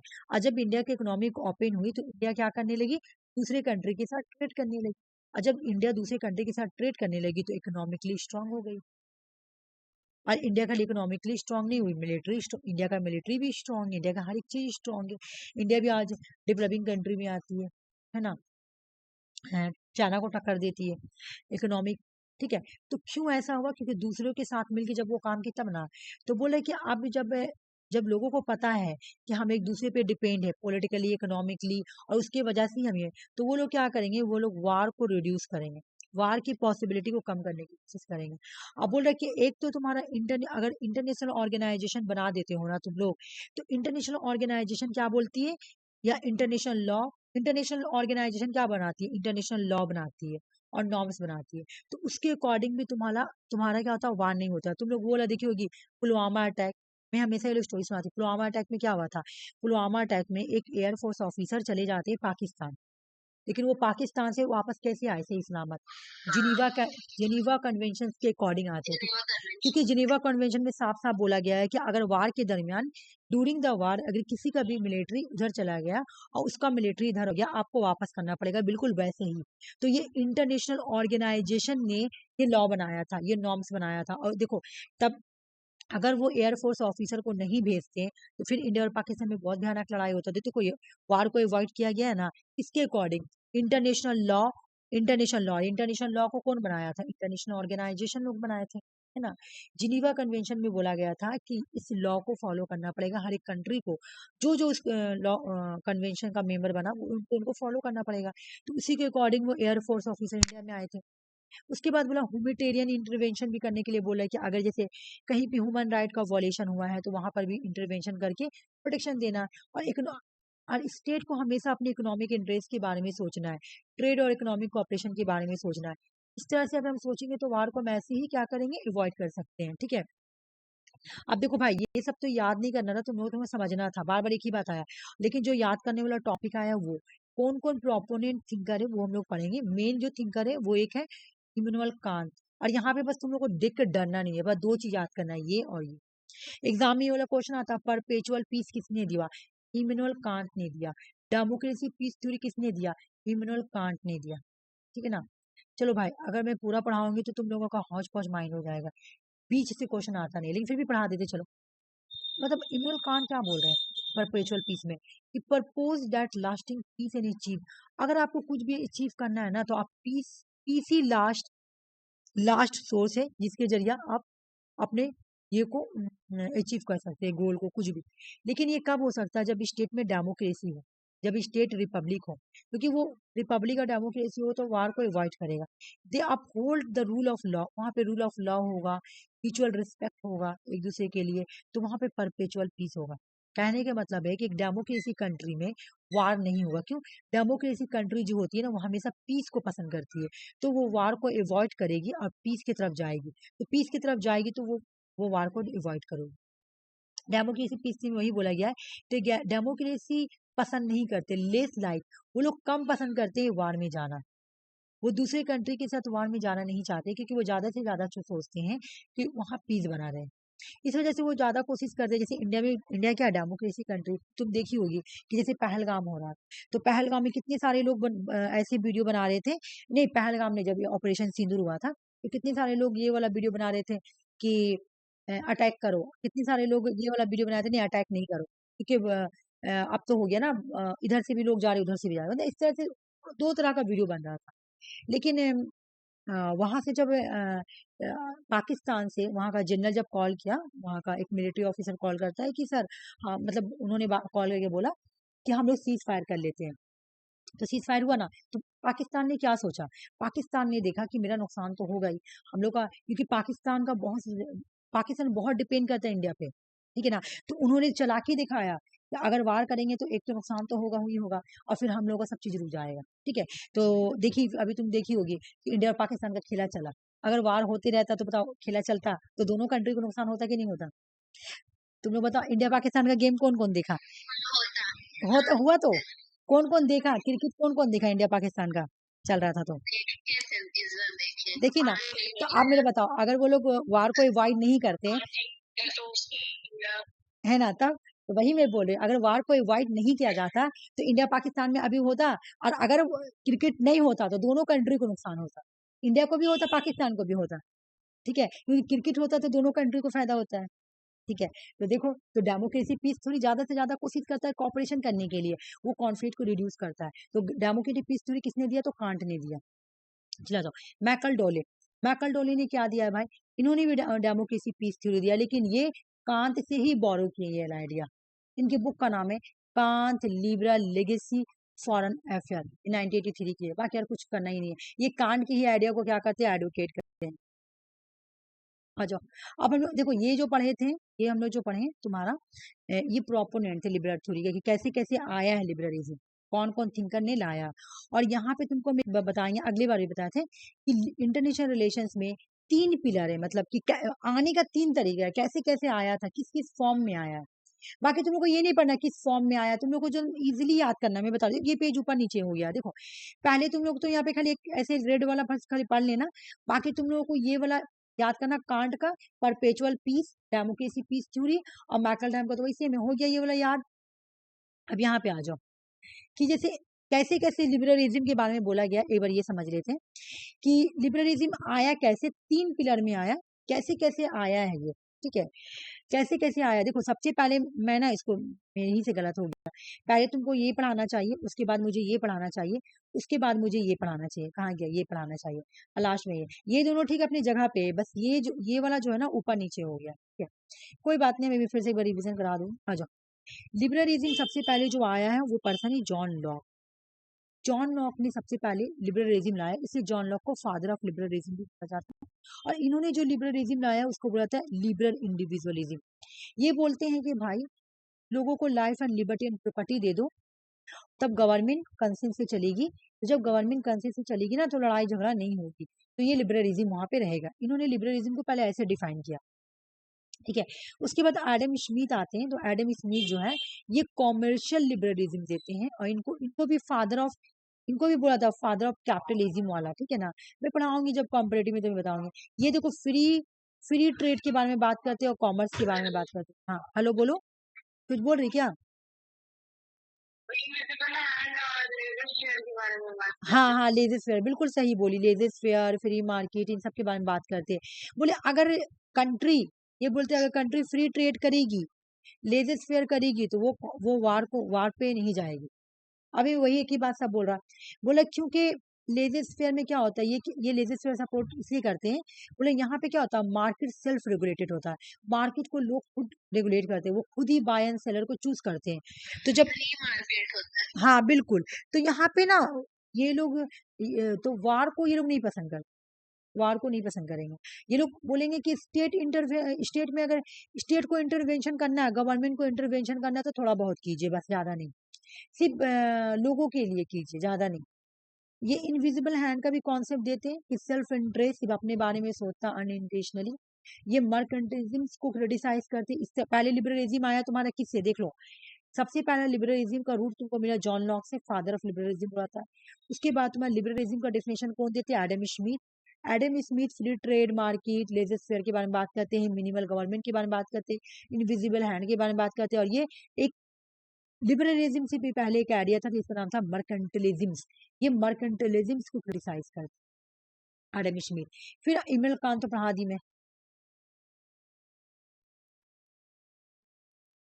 देखो पहले तुम लोग डेफिनेशन पढ़ना, डेफिनेशन पढ़ने के बाद ये 2 नंबर वाला पढ़ना, और ऐसे इधर उधर भी पढ़ोगे तो कोई प्रॉब्लम नहीं, तुम लोग तो खाली टॉपिक हेडिंग याद करना है और 3 नंबर में ये याद करना, और ये वाला अच्छे से आते रहेंगे। देखो ये जितना भी हाईलाइट किया हुआ है ना, सारा इंपॉर्टेंट है, रेड वाला याद करना है, ब्लू वाला मतलब जो ब्लैक वाला नहीं आप याद करोगे तो कोई बात नहीं है। अब हम लोग लिबरल स्कूल पढ़ेंगे, अभी स्कूल आया, लिबरल स्कूल आया आयर में, कौन स्कूल क्या क्या बोलता है। हम लोग पढ़ेंगे कि जो वुड्रो विल्सन है ये आइडियलिज्म है, ये बात तो सही है, लेकिन इनको लिबरल स्कूल के अंदर रखा गया, ठीक है। इसको किस स्कूल के अंदर रखा गया, लिबरल स्कूल। तो ये लिबरल इंस्टीट्यूशनलिज्म से जुड़े हुए हैं। कार्ल ड्यूज का क्वेश्चन एग्जाम में बहुत आता है, ये सोशोलॉजिकल लिबरलिज्म से जुड़े हुए हैं। अर्नेस्ट हैज और डेविड मित्रानी फंक्शनलिज्म स्कूल से जुड़े हुए हैं। इंटरडिपेंडेंसी, रिचर्ड क्रॉस क्रैंस, ये लोग से जुड़े हुए इंटरडिपेंडेंसी स्कूल से। ये सारा ही कौन सी स्कूल है, लिबरलिज्म का स्कूल है। ये कॉम्प्लेक्स इंटरडिपेंडेंस, रॉबर्ट कोहान और जोसेफ नाय, बहुत बार एग्जाम में आया ये सब। कॉम्प्लेक्स इंटरडिपेंडेंस, ये स्कूल जो है इसके थिंकर का नाम क्या है, रॉबर्ट कोहान और जोसेफ नाय। एक एक करके पढ़ेंगे, घबराना मत, बहुत छोटा है। कॉम्प्लेक्स इंटरडिपेंडेंस क्या बोलती है, इसको किसने दिया, पहले एग्जाम में क्वेश्चन यही आता है कि कॉम्प्लेक्स इंटरडिपेंडेंस से कौन जुड़ा हुआ है, रॉबर्ट कोहान एंड जोसेफ नाय, ठीक है। ये एक बुक लिखते हैं, power and interdependence, world politics in transaction, दोनों मिलकर लिखते हैं, रॉबर्ट कोहान एंड जोसेफ नाय। ये लोग क्या बोलते हैं कि मल्टीपल चैनल है इस चीज का, international trade wall not only state, बोला इंटरनेशनल, अगर आपको दोस्ती करना है ना तो वो सिर्फ एक तरीका से नहीं हो सकता है, स्टेट टू स्टेट। बोला कि यहाँ पे बता इंटरडिपेंडेंसी के बारे में बात बता रहा, बोला मल्टीपल चैनल है किस चीज का, इंटरनेशनल रिलेशन में इन्वॉल्व सिर्फ स्टेट टू स्टेट नहीं होता है, सिर्फ स्टेट टू स्टेट नहीं होता है, इंटरनेशनल रिलेशन में सिर्फ स्टेट और स्टेट का इंटरेक्शन नहीं होता है, बल्कि मल्टीपल चैनल होते हैं। यहाँ पे नॉन स्टेट एक्टर होते हैं, नॉन स्टेट एक्टर किसको बोलते हैं, एमएनसी। एमएनसी का फुल फॉर्म है ना MNC, multi national corporation, NGO, MST international, IBM India में एमएनसी है, आईबीएम, और भी बहुत सारे, केएफसी क्या है तुम्हारा एमएनसी, अगर बड़ी कंपनी होगी तो एमएनसी कहलाएगी, डोमिनोज, ये सब क्या बाहर की है ना, ये सब एमएनसी कंपनी है, ठीक है। अब मेरी एक बात सुनो, बोला ए भाई एक बात सुनो, जो आप लोग बोल रहे हैं ना कि लड़ाई करो, लड़ाई नहीं करेंगे, क्यों, क्योंकि हम लोग कॉम्प्लेक्स है, कॉम्प्लेक्स इंटरडिपेंडेंसी है, कॉम्प्लेक्स इंटरडिपेंडेंसी है। हम लोग एक चीज के लिए एक दूसरे पे डिपेंड नहीं करते हैं, बहुत सारा चीज है जो डिपेंड करते हैं। हम लोग खाली स्टेट और स्टेट ऐसे नहीं है, रिलेशन ऐसे नहीं है, तो जो मैं बता रही हूँ रिलेशन ऐसा नहीं है, ये वाला रिलेशन नहीं है, कॉम्प्लेक्स वाला रिलेशन है, एक चीज से नहीं जुड़े हुए हैं। इंडिया में अगर तुम यूएस के साथ तुम रिलेशन देखो, ठीक है, इंडिया का यूएस की सबसे बड़ी कंपनी आईबीएम इंडिया में, एमएनसी कंपनी, जो काम करता है वहां पर उसका जिंदगी बदल जाता है, ठीक है। Multinational corporation, TCS, TCS India की है, यूके में है, टीसीएस इंडिया में है, उसका ऑनर तो इंडिया का ना है, और वो है तुम्हारा यूके में, यानी MNC कहलाई। सऊदी अरब में भी है तो MNC कहलाई, वहां पे MNC कहलाएगी। यहाँ पे तो उस खुद की है, दूसरी कंट्री में वो MNC कहलाती है, मल्टीनेशनल कॉर्पोरेशन। MNC किसको बोलते हैं? जिसका ब्रांच डिफरेंट डिफरेंट कंट्री में फैला हुआ, ठीक है। जैसे टाटा को जैसे हम लोग TCS को बोल सकते हैं कि वो MNC कंपनी है। क्यों? क्योंकि उसका ब्रांच पूरे वर्ल्ड में फैला हुआ है, ठीक है। तो देखो लोग कैसे कैसे कंपनी के थ्रू भी इंसान एक दूसरे से डिपेंड हो रहा। US की कंपनी इंडिया में है, अभी क्या बोला एलन मस्क का, तुम लोग इंटरव्यू देखी थी, क्या बोला था कि हम इंडिया में इन्वेस्टमेंट करेंगे। इंडिया में अगर वो इन्वेस्टमेंट करता है तो यहाँ पे जॉब की अपॉर्चुनिटी बढ़ती है और इंडिया का इकोनॉमिक भी बढ़ेगा। तो देख रही हो, फिर हम लोग US से हम लोग बहुत डिपेंड करते हैं क्योंकि US की कंपनी यहाँ पर है, फिर यहाँ के लोग वहां जाते हैं। हम लोग एक तरीके से नहीं है भाई इंटरडिपेंडेंट, कॉम्प्लेक्स इंटरडिपेंडेंट है। ये जो कॉम्प्लेक्स इंडिपेंडेंसी थ्योरी यही समझाने की कोशिश कर रहे हैं कि आप लोग ये ना सोचे खाली A और B को नुकसान होगा, A और B को नुकसान नहीं होगा, क्योंकि कॉम्प्लेक्स इंटरडिपेंडेंसी है। एक तरीके से नहीं। जैसे इंडिया और चाइना दोस्त क्यों बना? इंडिया चाइना दोस्त क्यों बना? इंडिया चाइना के साथ एक तरीके से इसका रिलेशन नहीं है, सिर्फ इंडिया चाइना रिलेशन नहीं है। चाइना के स्टूडेंट इंडिया में पढ़ने आते हैं और इंडिया के स्टूडेंट चाइना पढ़ने जाते हैं। यहाँ के लोग चाइना में जॉब करते हैं, चाइना के लोग यहाँ पे जॉब करते हैं आके। मतलब चाइना के लोग तो यहाँ बहुत कम ही होंगे जॉब करने में, क्योंकि चाइना इंडिया से ज्यादा ग्रोइंग है, तो वहां पे लोग जाके जॉब करते हैं। तो एक तरीका से नहीं है, सुन लो मैं बोल रहा हूँ, एक वर्ल्ड जो है ना, वर्ल्ड में इंटरडिपेंडेंसी सिर्फ अकेला नहीं है, कॉम्प्लेक्स है। अब जब कॉम्प्लेक्स इंटरडिपेंडेंसी है तो तुम लड़ाई करोगी? नहीं करोगे, क्योंकि वर्ल्ड ए कंट्री B के साथ एक तरीके से नहीं जुड़ा हुआ है, एक रिलेशन से नहीं जुड़ा हुआ है। अगर लड़ाई करेंगे तो वो सारे पे इफेक्ट पड़ेगा। अगर इंडिया US के साथ लड़ाई करेगी तो बताओ IBM तो चला जाएगा। और कितने सारा प्रोजेक्ट किए तुम्हारा, कितने सारा प्रोजेक्ट अमेरिका इंडिया में आके किए। न्यूक्लियर सिविल डील भी हम लोग इंडिया के साथ किए, अभी B का किए इंडिया US के साथ। एक तरीके से हम लोग, अगर हम लोग US के साथ देखेंगे तो हम लोग का बिल्कुल कॉम्प्लेक्स इंटरडिपेंडेंसी है। हम लोग बीका के साथ US के साथ जुड़े हुए हैं, हम लोग न्यूक्लियर डील भी किए हैं। उसके बाद IBM यहाँ पर है, बहुत तरीके से हम लोग जुड़े हुए हैं। फिर यहाँ के लोग इंडिया में जाके रहते हैं, वहां के लोग यहाँ के रहते हैं, तो इस तरह से पूरा तो बोले सुनो, आप ये मत सोचो कि एक खाली स्टेट टू स्टेट इंटरेक्शन होता है। आप ये देखो मल्टीपल चैनल है, नॉन स्टेट एक्टर भी इंक्लूड है, मल्टीनेशनल कॉर्पोरेशन आके यहाँ पे रोल करती है, इंपॉर्टेंट रोल प्ले करती है, NGO करती है, इंटरनेशनल ऑर्गेनाइजेशन भी तो इंपॉर्टेंट रोल प्ले करती है। तो ये बात ये बोल रहे हैं कि आप लड़ाई करने से पहले सोचो, अगर आप लड़ाई करोगे तो उसका इफेक्ट सिर्फ स्टेट के ऊपर नहीं पड़ेगा, हर एक चीज पे इफेक्ट पड़ेगा। क्योंकि हम लोग जो दूसरे कंट्री के साथ ना कॉम्प्लेक्स रिश्ता में जुड़े हुए हैं। जैसे तुम लोग ये कहानी सुनी हो, तुम लोग ये शादी सुनी हो कि मान लो एक सिस्टर है, ठीक है, इधर भी इधर ब्रदर, ये लोग सिस्टर और ब्रदर है। रुको मैं स्टोरी सुना रही हूँ, ये तुमने सुनी होगी। इसको पता नहीं कौन सा शादी बोला जाता है, होता है ये वाला। रुको सारी, ये सिस्टर एंड ब्रदर है और इधर ब्रदर नहीं, इधर भी सिस्टर एंड ब्रदर है। रुको गोल्टा शादी है। हाँ सही बोल, सुषमा लोग को समझ में नहीं आएगा ना गोल्टा का मतलब क्या है, इसलिए उन लोगों को समझाना पड़ेगा। देखो ऐसा हम लोग गोल्टा बोला जाता है। हाँ, इसको देखो ऐसे क्या हुआ समझना। इस लड़की, ये जो सिस्टर, ये जो A है ना, A और ये B है और ये C है और ये D है। A का शादी D से हुआ और C का शादी B से हुआ। तो देख रही हो एक मिनट में ठीक से बनाई हूँ कि नहीं। हाँ हाँ, देखो A का शादी E से, मतलब देखो हाँ ठीक है, इधर का लड़की उधर हो गई। अब मेरे एक और स्टोरी सुनो। हम लोग तरफ ऐसा है कि हुआ था, यहाँ देखो क्या, तुम पहचानती भी होगी खालिद सर को, पहचानती हो तुम आफरीन? खालिद सर को जो बाबूतला में दुकान खोले हैं, खालिद मास्टर जो होम्योपैथी दुकान खोलते हैं, सब पता नहीं तुम पहचानती होगी, बाबूतला में ही बैठते हैं। तो उनका शादी ऐसी हुआ था, मतलब उल्टा कि उनका शादी, हाँ तो उनका पहला शादी ऐसी हुआ था कि ऐसी हुआ था जैसे कि इधर से इनकी बहन, इधर से खालिद सर, इधर से लड़का वाला लड़के। अब खालिद सर का डिवोर्स हुआ ना, खालिद सर का डिवोर्स हुआ। अब खालिद सर का डिवोर्स हुआ, हस्बैंड वाइफ में बहुत लड़ाई हो रहा था, तो जबरदस्ती, हालांकि इन दोनों में बहुत अच्छा दोस्ती था, लड़ाई नहीं होता था, लेकिन सिर्फ क्योंकि मेरा डिवोर्स हुआ तो मेरा उसके बहन को भी डिवोर्स दे दिया वो लड़का। तो उसी तरह वर्ल्ड में होगा, अगर स्टेट और स्टेट में लड़ाई होगा, ठीक है, तो उसका इफेक्ट पूरा कॉम्प्लेक्स रिलेशन पे पड़ेगा, क्योंकि हम लोग कॉम्प्लेक्सली डिपेंड कर रहे हैं एक दूसरे पे। तो इस तरह कंट्री क्या करेगी, वार को अवॉइड करेगी।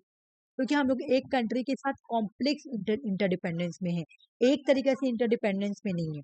बिल्कुल शादी का रिलेशन की जगह गोल्टा शादी होता है, जैसे इधर से भाई बहन उधर से भाई बहन ऐसे करके होता है। तो वही तो बोला कि देखो वही बात है कि आप मल्टीपल चैनल से हम लोग जुड़े हुए हैं, यानी कॉम्प्लेक्स इंटरडिपेंडेंस है। तो अब जब कॉम्प्लेक्स इंटरडिपेंडेंस रहेगा तो स्टेट आपस में कभी नहीं लड़ाई करेगी। उसको पता है कि अगर हम लड़ाई करेंगे तो सिर्फ हम लोग को दो स्टेट के बीच में फर्क नहीं पड़ेगा। जब गलवान वैली हुआ था, तुम लोग देखी होगी, इंडिया ने चाइना का क्या किया था, टिकटॉक को बैन कर दिया था। टिकटॉक को बैन कर दिया था इंडिया ने, क्यों? क्योंकि गलवान वैली हुआ था तो चाइना का कितना नुकसान भी हुआ था उससे। तो उनको पता है कि हम लोगों को अब फिर उसके बाद जब दोबारा हुआ तो उन्होंने वार को अवॉइड ही किया। चलो आ जाओ। उसके बाद बोल रहा है कि अब जब वार होता है तो इंटरनेशनल इंस्टीट्यूशन जो है ना, ये इम्पोर्टेंट रोल प्ले करते हैं। ये लोग सोचते हैं कि लड़ाई ना हो, यूएनओ, डब्ल्यूटीओ, मैं उधर भी पढ़ाई हूँ। तो ये लोग सोचते हैं कि manage global affair, promote cooperation and reduce conflict, मतलब कॉपरेशन के थ्रू ही लड़ाई को पहले सॉल्व कर दो और कॉन्फ्लिक्ट को कम कर दो। ये लोग शेयर करते हैं इंटरेस्ट एंड म्यूचुअल बेनिफिट के according according to him. International politics is not only about power struggle. ये लोग बोलते हैं कि भाई इंटरनेशनल पॉलिटिक्स सिर्फ पावर के लिए स्ट्रगल नहीं है। ठीक है, ये लोग बोल रहे हैं कॉम्प्लेक्स इंटरडिपेंडेंस वाले लोग कि इंटरनेशनल रिलेशंस का मतलब, ये इंटरनेशनल पॉलिटिक्स का मतलब ये नहीं कि सिर्फ आप पावर को ही गेन करो। इसका मतलब है कि आप लोग म्यूचुअल बेनिफिट करो। क्या एक दूसरे के साथ हम लोग साथ काम करें तो क्या बेनिफिट हो रहा है ना, और क्या हम लोग शेयर करें एक दूसरे बेनिफिट, देखो बेनिफिट क्या हो रहा। ठीक है, मेन आइडिया क्या है यहाँ पे कि इन्होंने चैलेंज किया जो ट्रेडिशनल रियलिस्ट व्यू था ना, उसको इन्होंने चैलेंज किया। कॉम्प्लेक्स इंटरडिपेंडेंसी है ना, रियलिज्म को ही चैलेंज कर रहे हैं कि आप जो वार वार रटे हुए हैं ना, बिल्कुल बेकार चीज है। स्टेट तो इंटरकनेक्टेड है, वो भी एक चीज के थ्रू कनेक्टेड नहीं है, इकोनॉमिक के थ्रू, पॉलिटिकल के थ्रू, सोशल टाइज भी है लोगों का। ठीक है ना, तो इसलिए रिड्यूस करते हैं लोग मिलिट्री फोर्स को। ठीक है, ये है इंटर सॉरी कॉम्प्लेक्स इंटरडिपेंडेंसी। अब यहाँ पे देखो एक चीज और, सोशल लिबरलिज्म को किसने दिया, कार्ल ड्यूज। ये एग्जाम में बहुत बार आया। कार्ल ड्यूज जो कॉन्सेप्ट देते हैं, इसका नाम है सिक्योरिटी कम्युनिटीज। ठीक है, अच्छा पूरा नहीं पढ़ना है, खाली ये वाला और ये सोशल लिबरलिज्म किसने दिया, कार्ल ड्यूज। कार्ल ड्यूज ने क्या दिया, सिक्योरिटी कम्युनिटीज। यहाँ चलो मैं बता रही हूँ क्या बोल रहे हैं। ये बोल रहे हैं sociological liberalism emphasis the role of, बोले ना कि एक कंट्री दूसरी कंट्री के साथ लड़ाई नहीं करेगी, क्यों? क्योंकि वो सोशली जुड़ी हुई होती है, कम्युनिकेशनली जुड़ी होती है, शेयर करती है अपनी आइडेंटिटीज को। अभी मैं बता रही हूँ सिक्योरिटी कम्युनिटीज का मेन मतलब क्या है। कार्ल ड्यूज इंट्रोड्यूस करते हैं कॉन्सेप्ट सिक्योरिटी कम्युनिटीज। ये बोलते ग्रुप ऑफ स्टेट या सोसाइटी ग्रुप इंटरकनेक्टेड होती है थ्रू द वैल्यू के थ्रू या कम्युनिकेशन के थ्रू या ट्रस्ट के थ्रू। तो possibility of war between them become unthinkable. बोला कि लोग जो है ना एक दूसरे से जुड़े हुए हैं, ठीक है ना, कम्युनिकेशंस के थ्रू। अच्छा तुम एक देखो, इंडिया और पाकिस्तान में कितना भी लड़ाई हो जाए, लेकिन यहाँ के लोग वहाँ के एक्टर्स को पसंद करते। मैं देखी, मेरे एक फ्रेंड है ना, वो उसका नाम है रवि कुमार। वो ना पाकिस्तान का एक हीरोइन है हनाया, मैं भी नहीं जानती हूँ उसका, वो पागल है। और वो इतना पागल है, बोलता हम शादी भी करेंगे तो ऐसी लड़की से शादी करेंगे। तो देखो वो कहाँ छोड़ दिए, क्यों? कम्युनिकेशन, मूवी, ये सब वैल्यू। क्योंकि वो मूवी देख, वो बोला कि मूवी देखी उसका तो बहुत अच्छी है, मतलब बोलने का मतलब कि ठीक है आप वार कर रहे हैं ना, तो कम्युनिटी सिक्योरिटीज जो रहेगा ना, तो ये वार को वार करने नहीं देगा। क्यों? लोग वैल्यू के थ्रू जुड़ जाते हैं, लोगों से एक दूसरे से कनेक्ट हो जाता है। हम लोग बातचीत किए हुए ना हमेशा, तो हम लोग लड़ाई नहीं करेंगे। अच्छा अगर आप लड़ाई करेंगे तो इसका इफेक्ट लोगों पे भी पड़ेगा। ठीक है, लोगों पे भी पड़ेगा। बहुत, इंडिया ने कितना बार कोशिश किया पाकिस्तान के साथ ये करने के लिए, क्या नाम है तुम्हारा, confident building, people to people contact, कि हम लोग में बात रहे। पाकिस्तान और इंडिया में दोस्ती हो सकती है, लेकिन बीच में आ जाती है तुम्हारा मिलिट्री या कोई टेररिस्ट ग्रुप, इस वजह से नहीं होता है। बाकी लोग तो चाहते हैं, इधर से भी चाहते हैं उधर से भी चाहते हैं, लेकिन जो तुम्हारा रूल करते हैं वहां पे लोग ना, उन लोग नहीं चाहते हैं कि इन लोगों के बीच में ये हो। तो यहाँ पे बोला जा रहा है, ये बात मैं बता रही हूँ कि देखो भाई, क्या होता है कि जब आप एक स्टेट और दूसरे स्टेट्स में के वैल्यू को बहुत ज्यादा इंपॉर्टेंस दोगे, वहां से आप कम्युनिकेशन के थ्रू जुड़े हुए हैं, बहुत ज्यादा आपका बिलीव है, तो आप वार को नहीं करेंगे, आप वार को इग्नोर करेंगे। तो इसी को बोला गया सिक्योरिटी कम्युनिटीज, ठीक है ना, कि कम्युनिटीज भी क्या एक तरह का सिक्योरिटीज है। इसके अगर सिक्योरिटी कम्युनिटीज जहाँ रहेगा वहां पे क्या करेगी, लोग अवॉइड करेंगे, किसको अवॉइड करेंगे, वार को। मैं एक बार फिर से इसको समझा दे रही हूँ। देखो, ग्रुप ऑफ स्टेट या सोसाइटी का ग्रुप इंटरकनेक्टेड होता है वैल्यू के थ्रू या कम्युनिकेशंस के थ्रू या ट्रस्ट के थ्रू। तो वो लोग सामने जब वार करने का बाद आएगा ना, तो बोलेंगे नहीं भाई, वो हम मेरा सिक्योरिटी हम लोग को जुड़ा हुआ, तो हम लोगों को एक दूसरे मतलब हम लोग कितना ये है एक दूसरे से। जैसे इंडिया इंडिया यूएस के साथ कभी नहीं लड़ाई करेगी, क्योंकि इंडिया का यूएस के एक अलग लगाव है। ऐसे तो वो बड़ी कंट्री, लेकिन फिर भी, लेकिन और भी तो छोड़ी, इंडिया इंडिया बांग्लादेश के साथ नहीं लड़ाई करेगी, क्योंकि इंडिया को बांग्लादेश के साथ अलग लगाव है। देखी होगी शेख हसीना इंडिया भाग कर आई थी। शेख हसीना जब तुम्हारा अभी रिसेंट ही वहां पे ये हो रहा था, तो शेख हसीना भाग गई थी बांग्लादेश से। भाग कर कहाँ आई थी, इंडिया आई थी।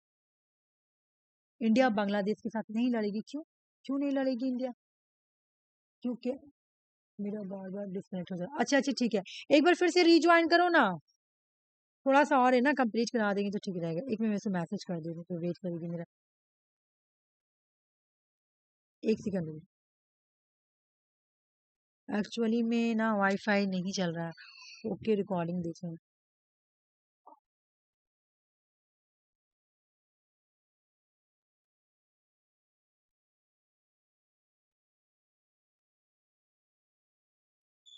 ठीक है, तो वो बोल रहा है कि नहीं लड़ेगी, क्यों नहीं लड़ेगी, उसको पता है ना कि हम लोग एक दूसरे के साथ बहुत अटैच्ड है, ठीक है ना।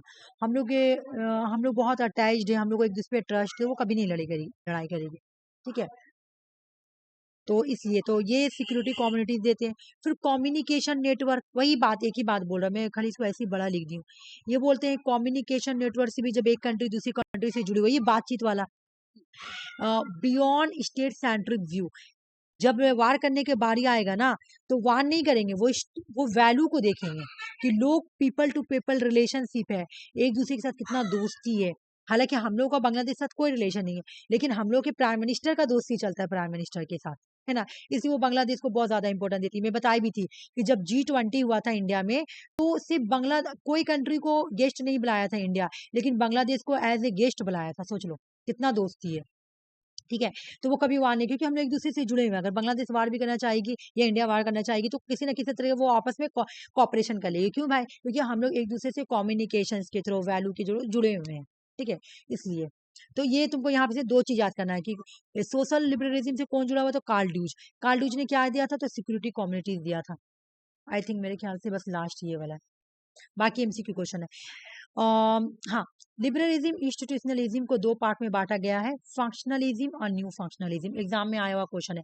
फंक्शनलिज्म किसने दिया है, डेविड मित्रानी ने दिया है। और न्यू फंक्शनलिज्म किसने दिया है, अर्नेस्ट हैज ने दिया है। बाकी आज से क्लास खत्म हो गया, और तुम लोग, मैं ये पीडीएफ सेंड करूंगी, लेकिन तुम लोग देख लोगी। मैं तुम लोगों के अच्छा एक क्वेश्चन देखोगी, मैं तुम लोगों का सीन लाई हूँ, ये करना तो तुम लोग करके लाना घर से कल, ठीक है। ये सीन है, और तुम लोग ये वाला आंसर देख के मत ये कर लेना, चोरी में बता दी। अच्छा तुम लोग कोशिश करना, ठीक है। ये तुम्हारा सीन आया हुआ था न्यू रियलिज्म से, न्यू लिबरलिज्म से क्वेश्चन आया हुआ था, ठीक है ना, एग्जाम में।